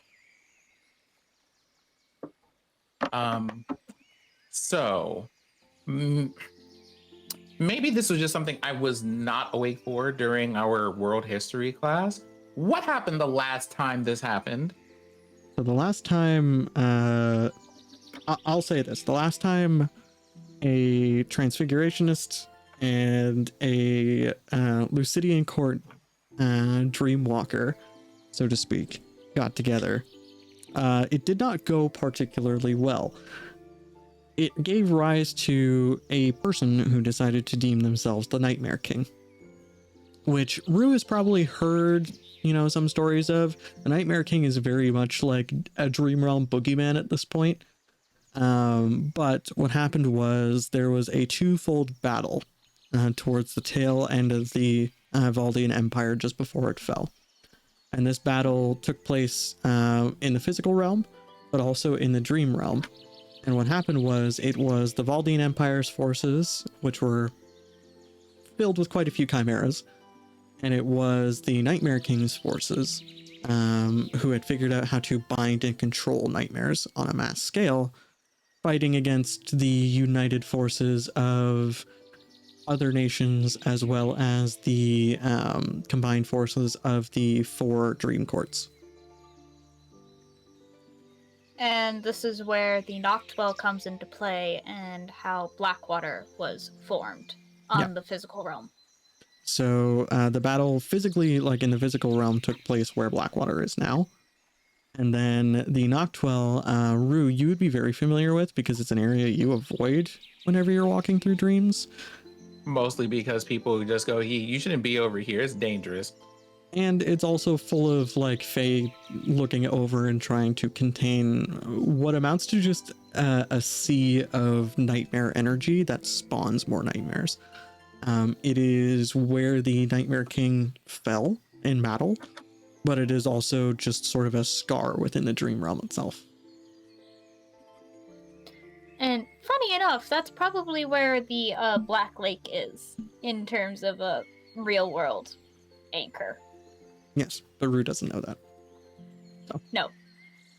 But for the viewers at home, trying to piece this together. Hello there, audience. AMA, because I am your eyes and ears. I will also say that the last time this happened, the Bane Horde, the soul-eating black crystal monsters, weren't around yet.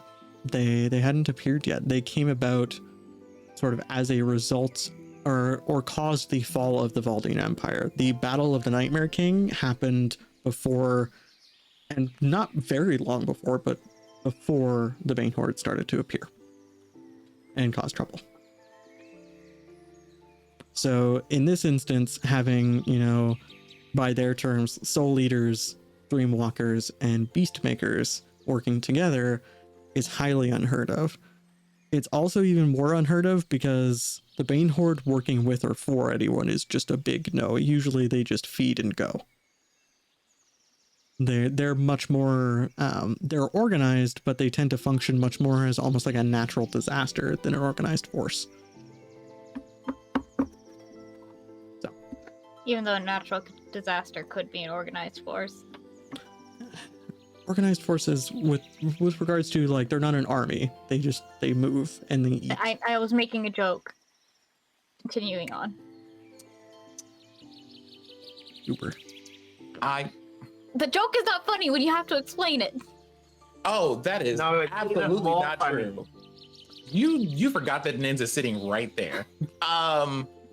But I see. Well, I suppose there might be one more thing that might be interesting for you to have. I don't know what the protocol is for, like, handing the Silk Mother things. So should I give this to Barry? Do you have like an attendant for this? Can I just like give you a thing? We're not that official here. You can simply walk forward and hand it to me.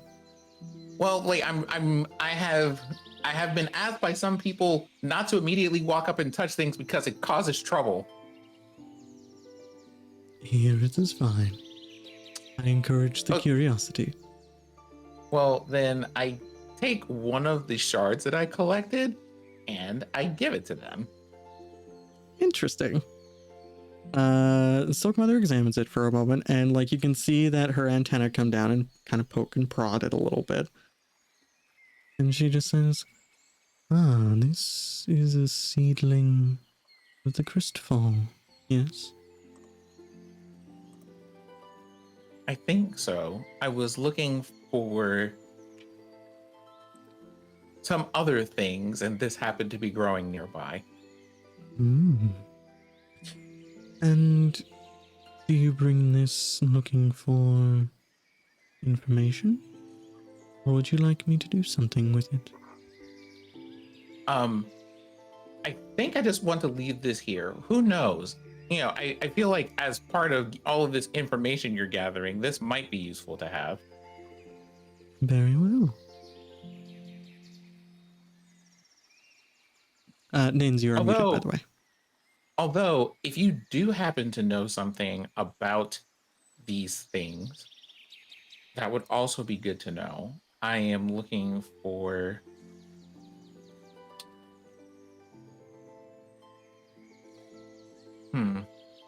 How do I explain? Well, I guess honestly, so I went to a city, there's a giant crystal, the crystal's kind of sentient, and it has broken pieces of itself scattered in some places, and I am looking for them.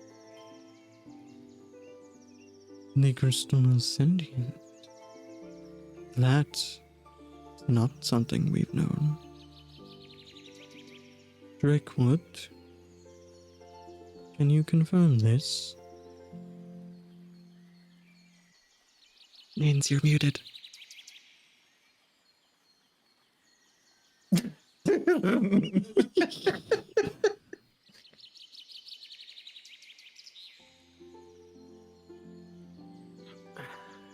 I'm sorry, say that again.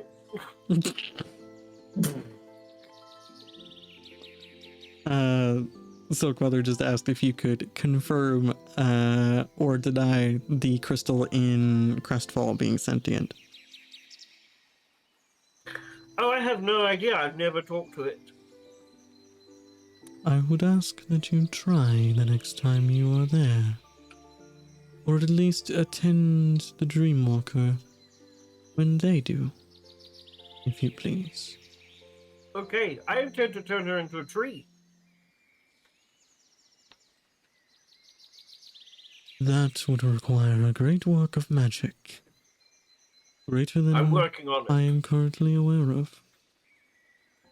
I wish you luck, little seedling. I just kind of casually look at Barry and go, do they want to be a tree? They are a tree. Well, they're part of a tree. They're a splintered tree. The crystals, to explain, are part of a network. They themselves are seeds of a much larger, unifying force that holds the mortal realm together. Do they become trees when they grow up, I guess? No, they remain crystals. They are the end of a branch of the cosmos. Their trunk is one we refer to simply as Saphir.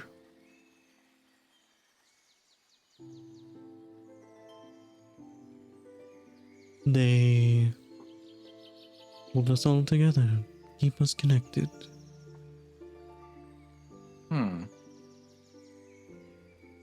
But if this crystal is sentient, Their then name is Aurora. Or I think that's the name that they've chosen. Ah. Well, I would recommend that you do continue your search for these pieces of the crystal. I've not once heard of them being sentient. But considering what you've told me today, I would not be surprised if many a new thing are being discovered in your wake. Dreamwalkers do have a habit of finding the most interesting ways to rewrite the rules as we know them.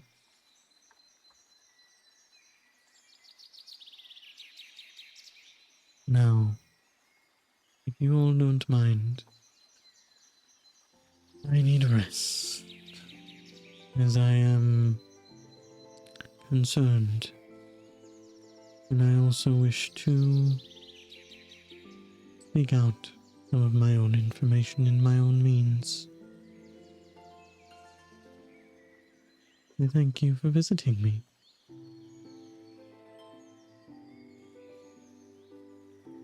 Thank you for having us. And also, thank you for the help you've lent our Drakewood, past and future.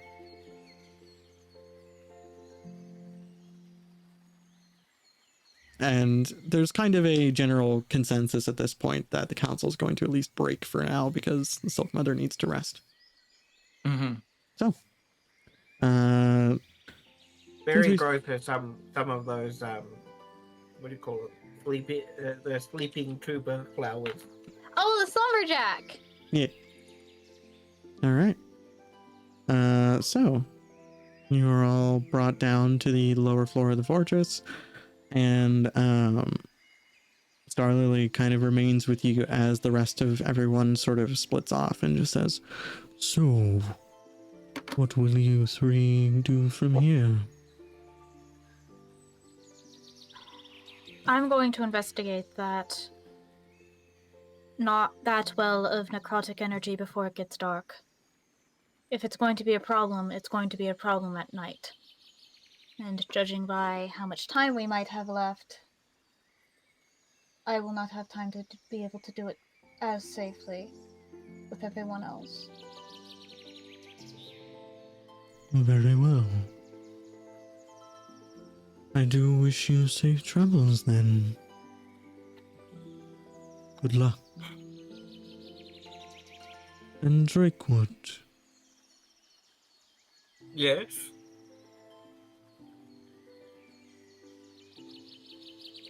I have one of your flowers as a snack. Which one?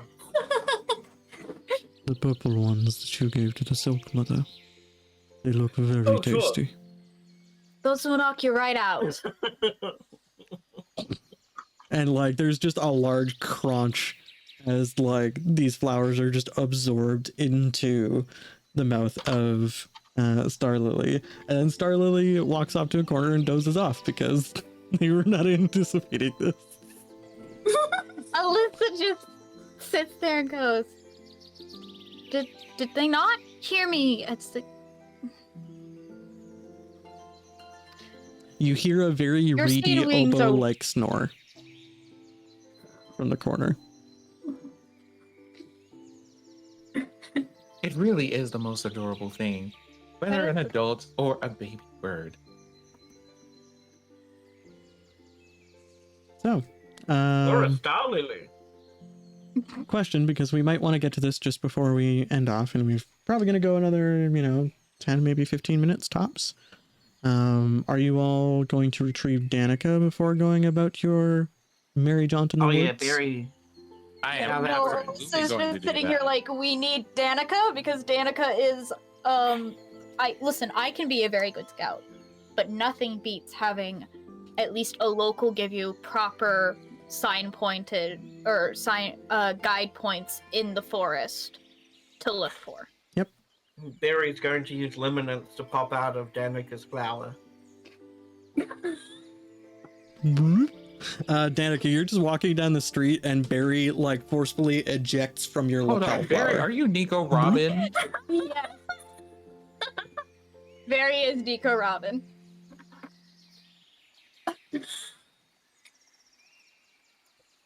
So, Barry, Hi, Barry. Hi, we're going to go into the forest. Of course we are. Uh-huh. it's about mid-afternoon at this point, I would say. All this walking around and conversing and things takes a little bit of time. Give me a moment while I bring the others. Okay. Okay.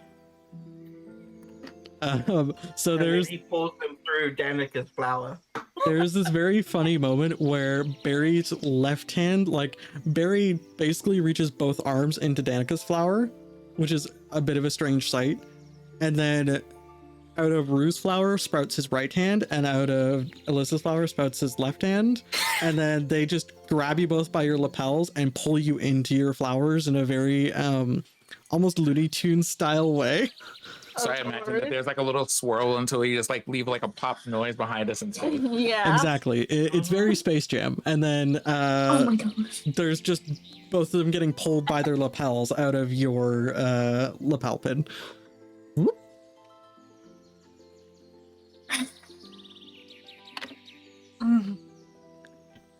You two are Unsettling. both like mildly Never disoriented. again. Yeah, Alyssa's just like unsettling. Never do that to me again. Whew. I do not know. Only if why I you ask don't him have not- to. I don't know why you ask him not to do things that they're going to do so often. You think he would learn? Also, Sin, I love your mug. Yeah, it's a beautiful mug. So you all are Ah. together. We'll talk about that later, but I have extras. Please. So Anyways, I assume you all immediately start your way out to the woods. yeah, I know Alyssa's gonna lead him on with her, with the whole compass thing, which probably has never left her. Nope. Since she picked it up.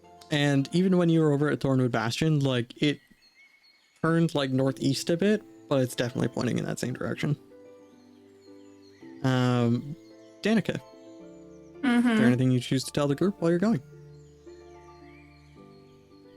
As we're walking, I'm gonna tell them what Marcel told me. Okay, so you are all informed of the older eye-patched figure known as Esri. Rumine, Nani? that was the person you described during our. Was that the DM? Was that the person in the cave? It was not the No. person in the cave. No, It- Alyssa's asking about Twin Creeks. It appears based on the vague description of the heavy coat, it may have been the person who was behind Twin Creeks, yes.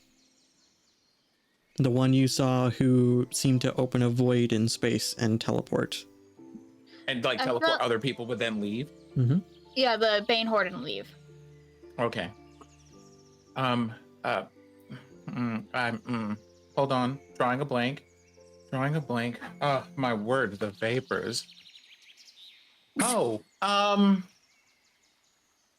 you mean the random void teleporting dude who brought all the Bane Horde to Twin Creeks, I think? Yes.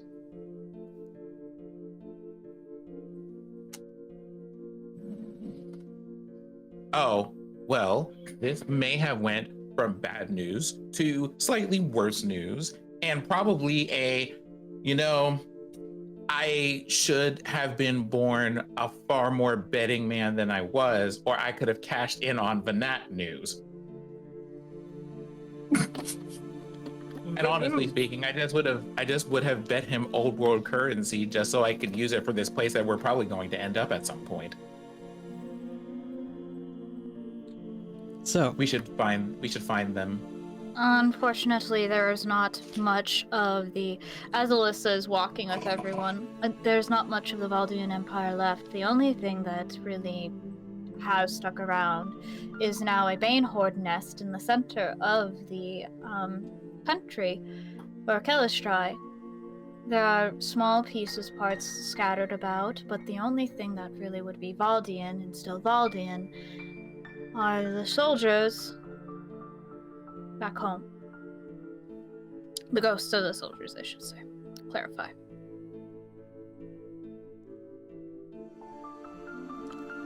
as you're going through the woods, Danica, Alyssa's gonna try and befriend one of the moss fish as the moment they hit there. Just because. Wait, I have a question. Should we be stealthy going through the woods? it's up to These are y'all. your woods. I don't know. Danica, you know that like this close to Thornwood, there's not a whole lot that's gonna bother you. You know, most of the Okay. things that stay this close to the town and the bastion are pretty docile. Okay, because before we walk into the woods, I'm just gonna shout. I'm just gonna say, pick a color.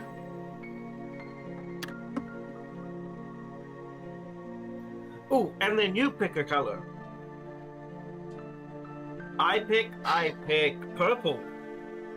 And when Barry says purple, I'm gonna gently touch their chest, and they're gonna light up a luminescent purple. Now you pick a color.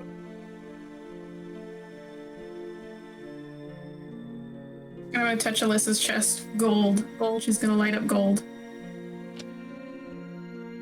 I'm gonna touch Rue's chest, and I'm gonna say pink. And he lights up pink. And I'm gonna light myself up orange. And we're like phosphorescent colors. Lit up. Our whole bodies are lit up. I love it. I love the Alyssa's gonna try to make friends with the moss fish, though. Okay, Alyssa, you're gonna have to make a skill check here for me. What skill would you like to use for this? Let's see, this is endemic life, but I'm not tracking them. But it would still potentially be a survival thing? Yeah, it'd be a survival thing. Befriending local wildlife is absolutely a survival trick.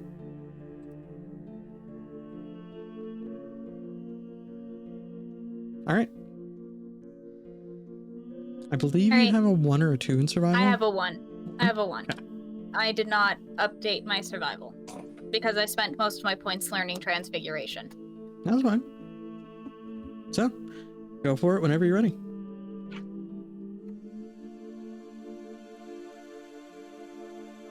What'd you get? 4 cloves. I pulled an 8. So you do try and how do I say this? Wow, the one time Alyssa tries to be friendly. You try and befriend one of these moss fish, but it seems that your glowing phosphorescence makes them liable to just try and avoid you. So whenever you get close, they just sort of slowly drift away. And then when you stop moving toward them, they'll start drifting back.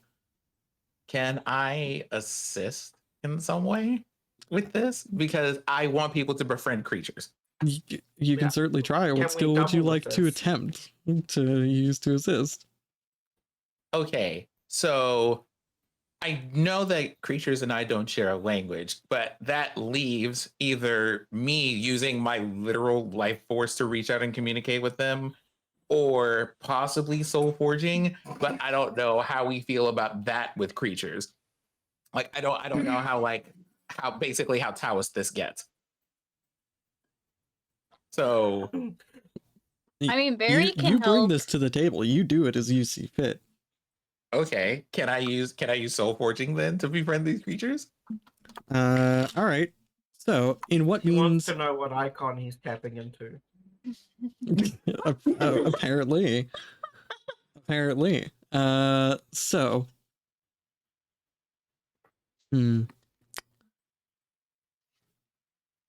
Would you? You know what? Make a soul forging check for me. We'll figure out the flavor of it in a second. What's your soul Okay. forging skill level? It is 2. 2? All right. I'm gonna match your difficulty for this, so it's 2 versus 2. Okay.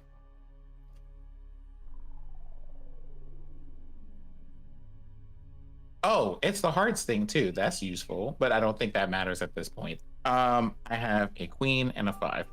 Queen and a 5, yeah, you beat me. So they start to try and like move away, and you get the sense, Alyssa, as you're doing this, that like they kind of have a do not wish to be perceived by things that give off light mood. Rue, how do you go about coaxing them back towards you with your soul forging? What do you do? Okay, with soul forging. I kind of like take a look at the interaction and see that the whole bioluminescence thing and the lights that we're giving off are a concern. So I walk over to Alyssa and I ask, you know, they seem to be sensitive to whatever this light thing is. Aren't you like a friend of the dark? Don't you do like shadowy things? I mean, Danica went to the trouble of lighting me up. It seemed quite very rude to cover it up, but I suppose I can attempt. I'll make Okay. a Nyx check, which is my shadow magic, in consort with Rue's soul forging. Okay. So here is what I would like to do. I would like to kind of combine our powers to do a thing. Rather than like dispelling the magic that Danica has placed, I would like to place a layer on top of that dims the light a little. Like a lamp cover? Like a lampshade! Okay. I'm going to take this one step further. Would you like to forge a lantern that contains the light you all are giving off? We could do that, or because the thing is, I don't know how magic in general works, but I know that particularly for soul forging, one of the things that it lets me, that as I understand it, it lets me do is I can take soul energy and make it into any form. Yep. That's why I was asking, like, what specific form do you want? Do you just want it to dim the light, or do you want like a physical like lantern? Can I have an umbrella? You absolutely can. Why not? And this could actually pair very well with Alyssa's Nyxurgy, because she can create that. Because Nyxurgy is not only the magic of like shadows, but it's also described as the magic of illusions. Mm-hmm. So Alyssa can create the illusionary umbrella framework, and then Rue can light up the umbrella as he wishes. Yeah, the idea would be combining our powers with, you have magic that makes shadows, and I have magic that shapes things. So yeah, that's exactly what I mean. So yep, let's do it. You Parasols. You two craft a few shadow parasols. And so for the check, because I wanted to draw, because I already drew the 2 cards and I got a 9 of diamonds and a jack of clubs. You're good.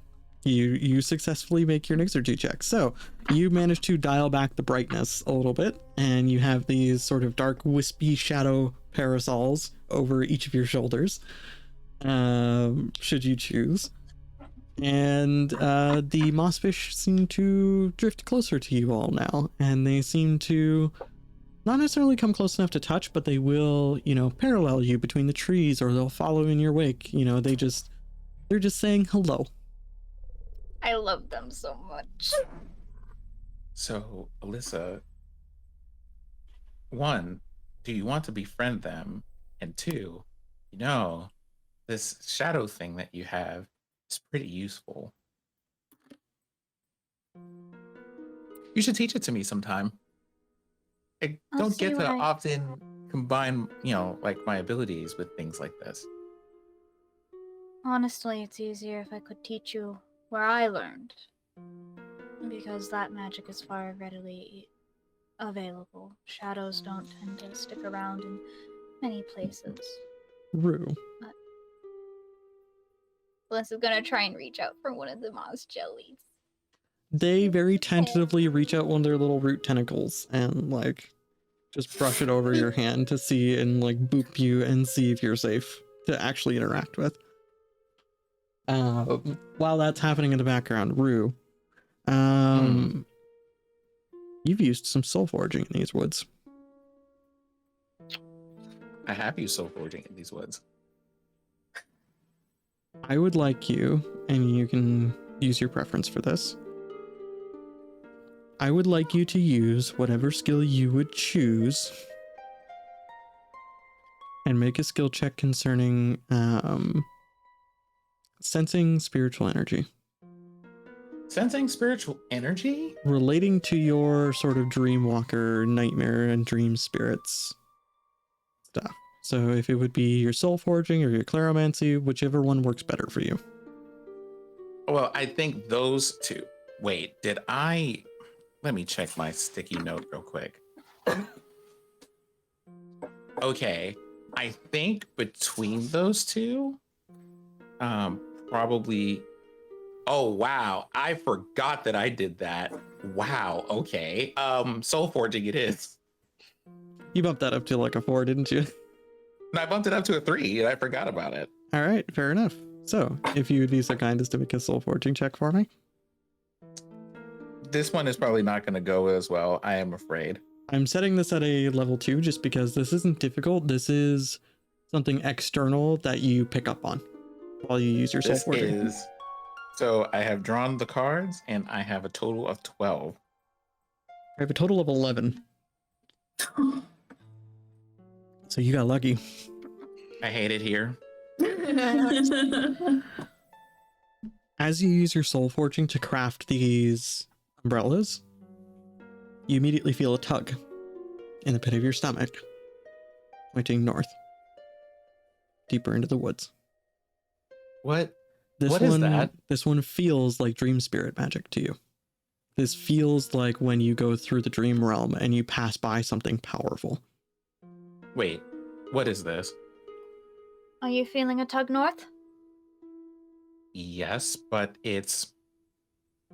Do you remember when we were back in the dream realm and that figure that looked like a sea of stars walked by? Oh, you mean Cornir, the dream god? Not quite that powerful, but powerful all the same. Why is there dream magic here of all places? Well, I'm clocking it as necrotic magic, so it might be a blend of both, and that could be disaster. It could be neither, and that could be worse. So, as you say this, you continue your march through the woods. Perhaps a bit cautious. Alyssa just keeps her hand out for her jellyfish friend. The moss fish is holding your hand. Emotional support fish? Not this. Emotional support moss jelly.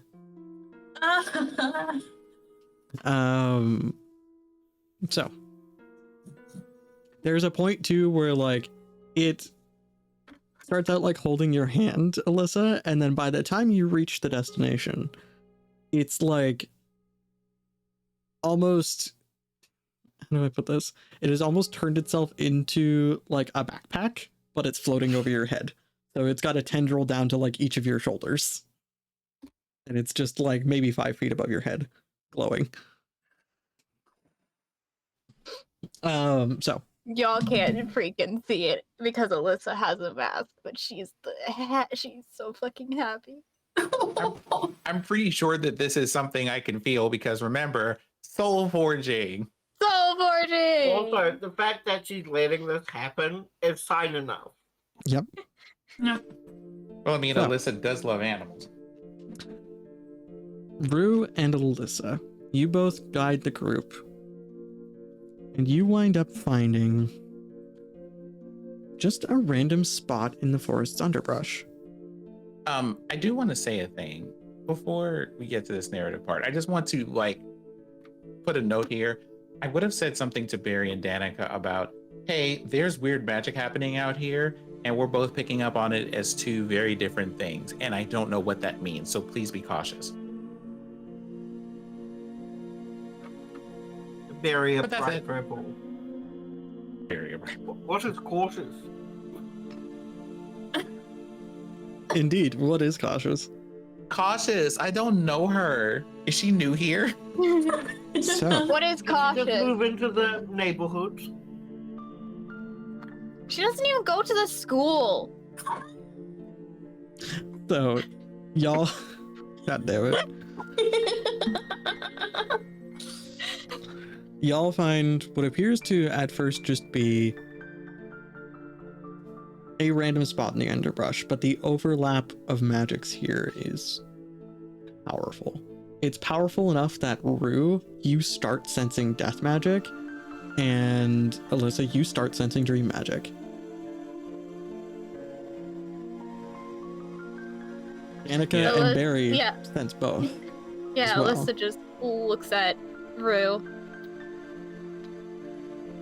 And you're So both it's not masquerading. I just This is can't. that. I just like quietly, without a word, I just quietly like stick my hand into like the clothes that I'm wearing, and I take out like a single like silver coin and just quietly pass it in Alyssa's direction without saying anything. You do that, and as you do that, there is sort of this little glint of light off the coin.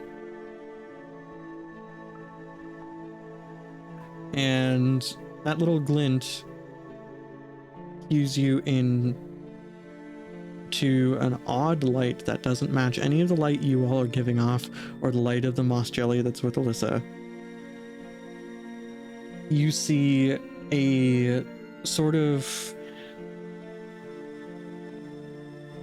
magenta purple hue coming from above you, where, in glancing up, you all see there is a ledge of stone under roots of a tree that's hanging off the bottom of this mountain.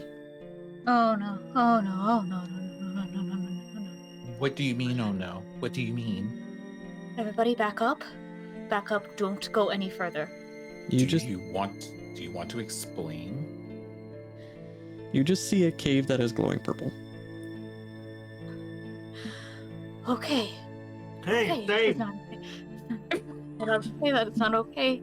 It's not okay. This is not okay. We need to go. I We just need to start turn back going and to. run.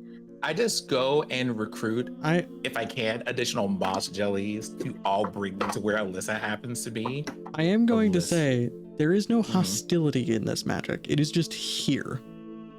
Yeah, Alyssa. but that is concerning because that is, and like Alyssa's just sitting here like, okay, that's So Alyssa, respectfully, we're not leaving unless either A, there's a clear and present danger, or B, you explain what the clear and present danger that you are seeing is.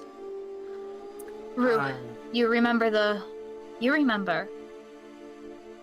Bane Horde, right? Mm-hmm. The crystals on the Bane Horde? Mm-hmm. Alyssa just points directly at the cave. Oh, no. To explain. It's not that. No, it is not. Damn. It is just normal stone. Like, it is, the mountain dips down and forms this cave. But Sorry. the glowing purple rock. Yeah, no, the glow is coming from inside the cave. Yeah, but no, I'm talking about the glowing rock. Is it rock or is it crystal, I suppose, is the concern here. Yes. No, it's not. The It's light just- the light is emanating from somewhere inside the cave. It is not emanating from the stone itself. Okay. Oh, okay. That's where all this. So we can scrap all of that because Sorry. that's where I was going. My bad. Okay, so Funny. No, I wouldn't be well, that mean to you. Are you sure? But An also, an entire cave of inactive. Whatever. I keep on forgetting what the Bane Horde's specific crystal is because it's not Esper. but you know, that is a strange purple light from that cave. I wonder if they serve snacks. I I'd wouldn't want be to too- go in. I want to know who's shining as brightly as I am. I'd be careful. This seems very much like Bane Horde. That color is not. Color is Well, often an you ill can- omen. You know, there's You've death seen magic here and death magic and dream magic both. Yes, but not whatever the Bane Horde exhibit. It is both, and I would like to summon my sword and try to do the meditate thing again with the energy. Okay. In that case, what feeling are you putting out into the universe? I'll say. Oh yeah. I'll phrase it that way. No, I feel like- Monroe does a thing. So, what's the vibe? What's, Yeah. Vibe check? Vibe check. what's the vibe check?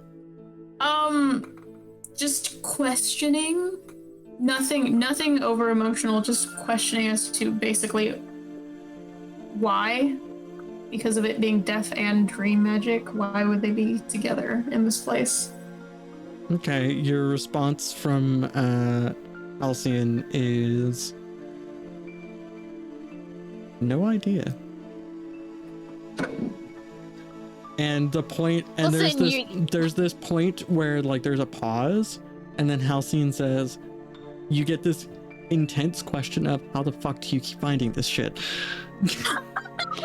Like that, you get that summarized as an emotion of like, how do you keep finding stuff that I, an archfey, do not understand? And this is where Because you're an Dan, archfey in one particular spot of the world, and thus you No. probably don't know things that aren't in your spot. this is where Actually, Danica yeah, just goes, it's Rue's fault. So, what would you all like to do? I guess if everybody else is wanting Nan's- to go in, Alyssa will lead them in. No, Nin said he wanted to use potential. Oh, Yes, I really? would like to use potential. Yes, what are you going to do? Potential. I'm gonna call my mom. Call them! Aww. Okay. All right. I'll say Because spend. I gave her a couple of You did of give her a sleepy couple time of flowers. You indeed did. All right. What do you say? all I say to her is, while you're dreaming, watch. And I'll keep trying to keep that connection between us open. Sure. We'll say that there is a connection bridged there, and you do get the sense that she agrees. Okay, this is interesting. Yeah, Alyssa's gonna just look at them and go, "Are you serious about entering in? I don't really like this glow. I do not like the fact that dream and death are Alyssa. merging in this way, and this is not good." The Alyssa? cave is up, correct? Yeah, it's kind of elevated. It's basically like if you took a cave and like sort of flipped it upside down and attached it to the bottom of a mountain. Alyssa, would it? What aren't you telling us exactly? I have seen you shoot a bow into creatures dozens of times our size without even a hint of fear, and yet you tremble at the sight of a cave. What is happening?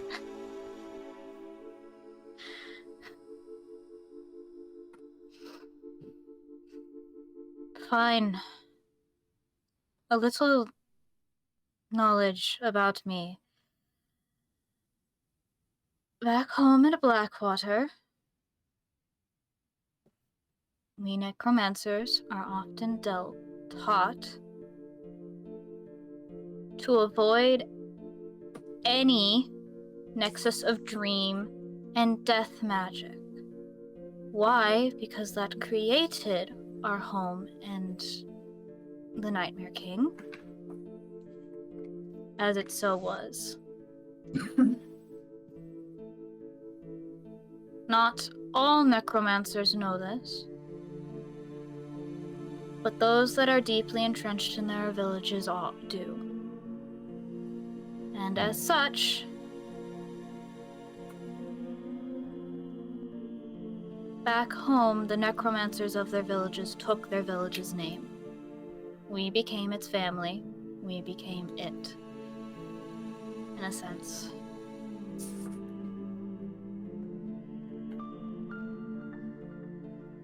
I'm not Alyssa Vesper. I never was, though I wish I could be. My name is Alayla Blackwater,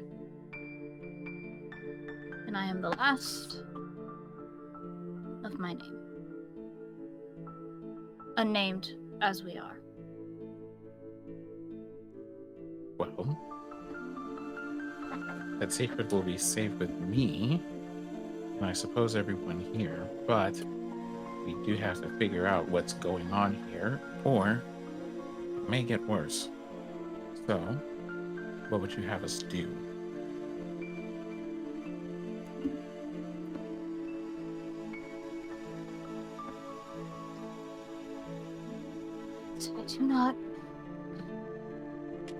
I do not know. Agon?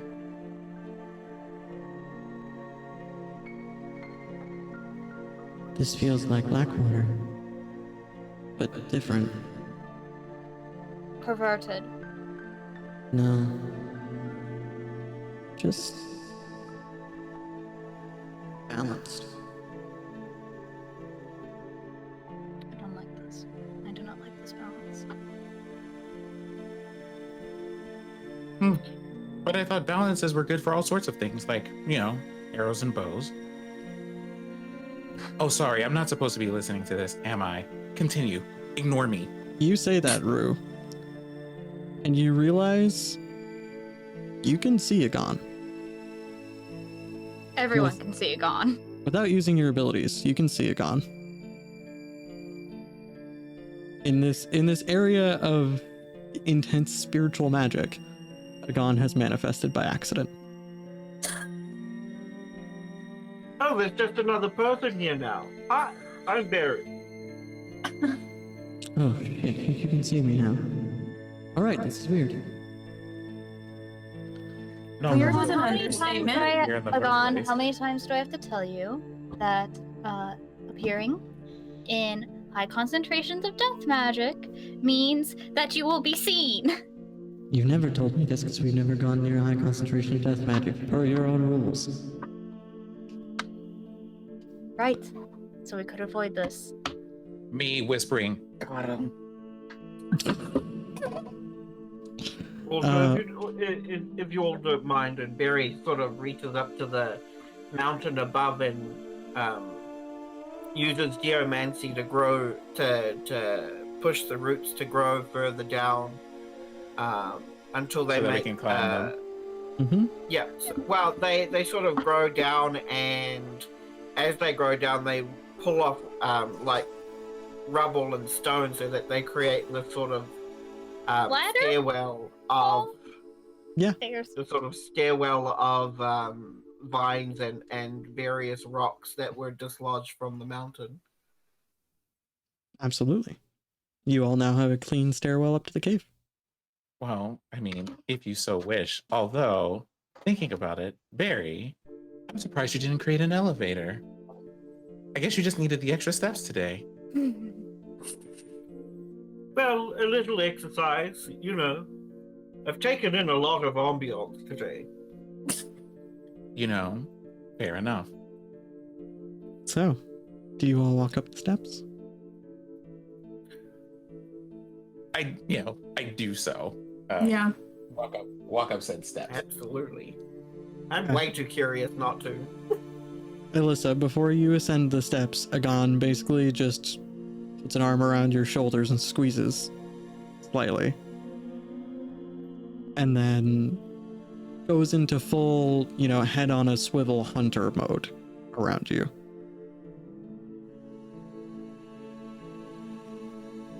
As you all ascend the steps, you reach Wait, the where's my jelly friend?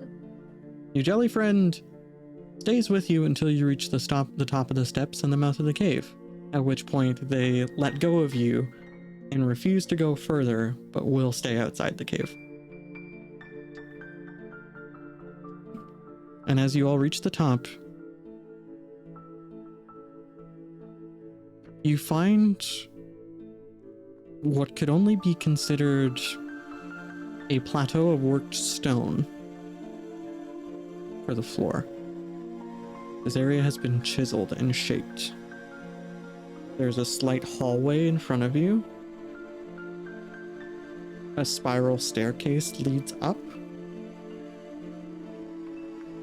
And at the top of it, you see a door. That door is what is giving off the light. Or more accurately, the symbols on it.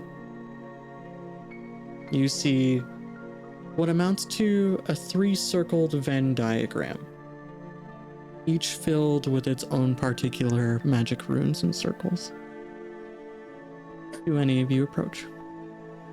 Yes, I would like to try to understand the symmetry happening here. Oh my god, Barry, no! Barry, you approach the door, and one circle lights up. And within the circle, the runes reshape themselves and twist in your vision until you can read them as though they were normal writing.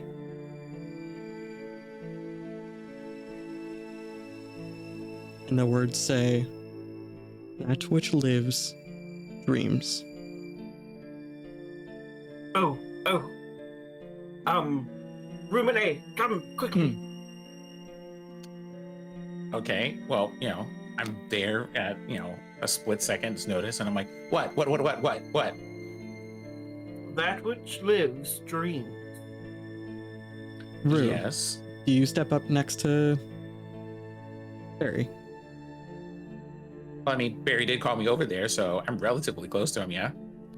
The second circle lights up, and the runes twist within it once again into a readable language to Rue.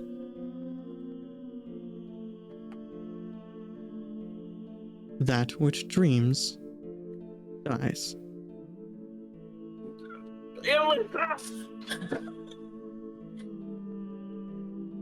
And you mysterious No. shadow person. I say this, and then I say, they're not mysterious. Their name is Agon.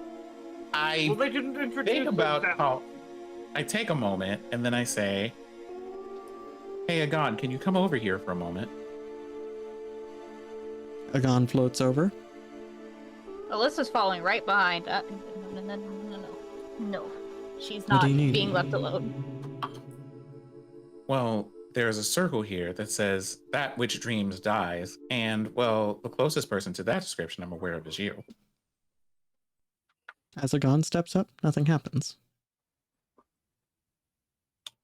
What happens when Alyssa probably shows up moments later going, what did you call him over here for? The last circle lights up, and the runes twist and reshape themselves into language Alyssa can read.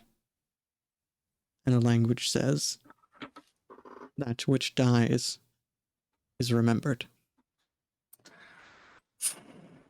Danica, get over here now. And as Nin's out as here being Alyssa meta steps up, commentary. and that third Lurkles, third, yeah, That Sir Lurkle. I love the third Third circle, one. the third circle lights up.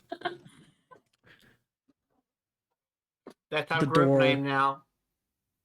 The door splits, and the circles retract into 3 separate corners. And that's where we're going to end today's episode. I can't believe this is a bi-weekly show. I am upset. Are you, though? I'm so glad we Yes. got to that point. I am.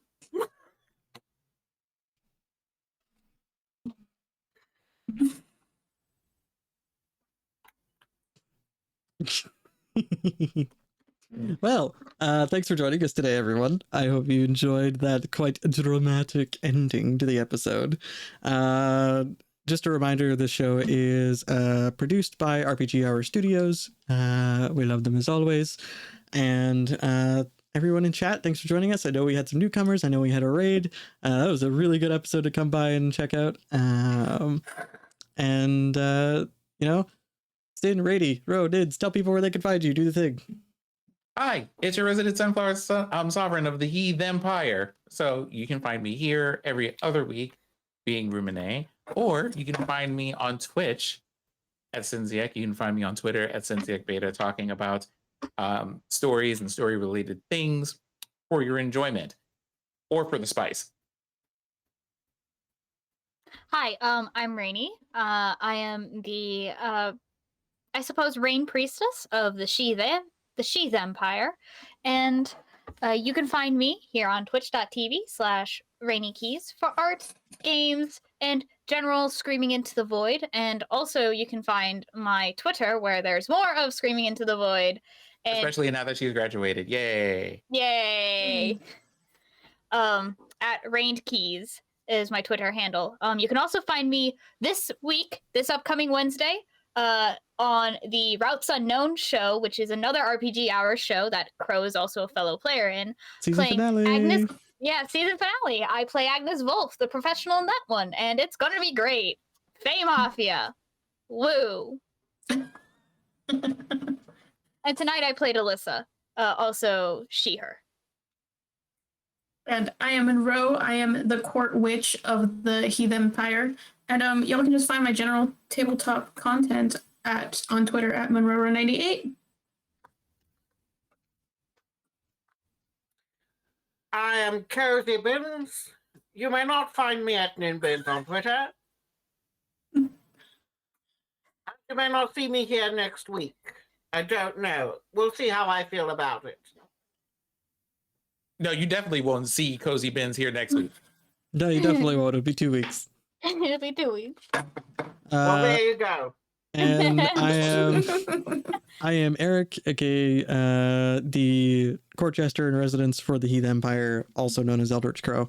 And well, you can find all my TTRPG shenanigans at Eldritch Crow on Twitter. I've got a new game coming out sometime in the next, month or so, depending on when I finish assembling it. And yeah, you can find all my links through Twitter. So thank you for joining us, everyone. I do hope you have enjoyed the show. This was a good one to sit in on for all you newcomers as well. So thank you so much. And we will be back in 2 weeks. So see y'all then. Bye. Bye.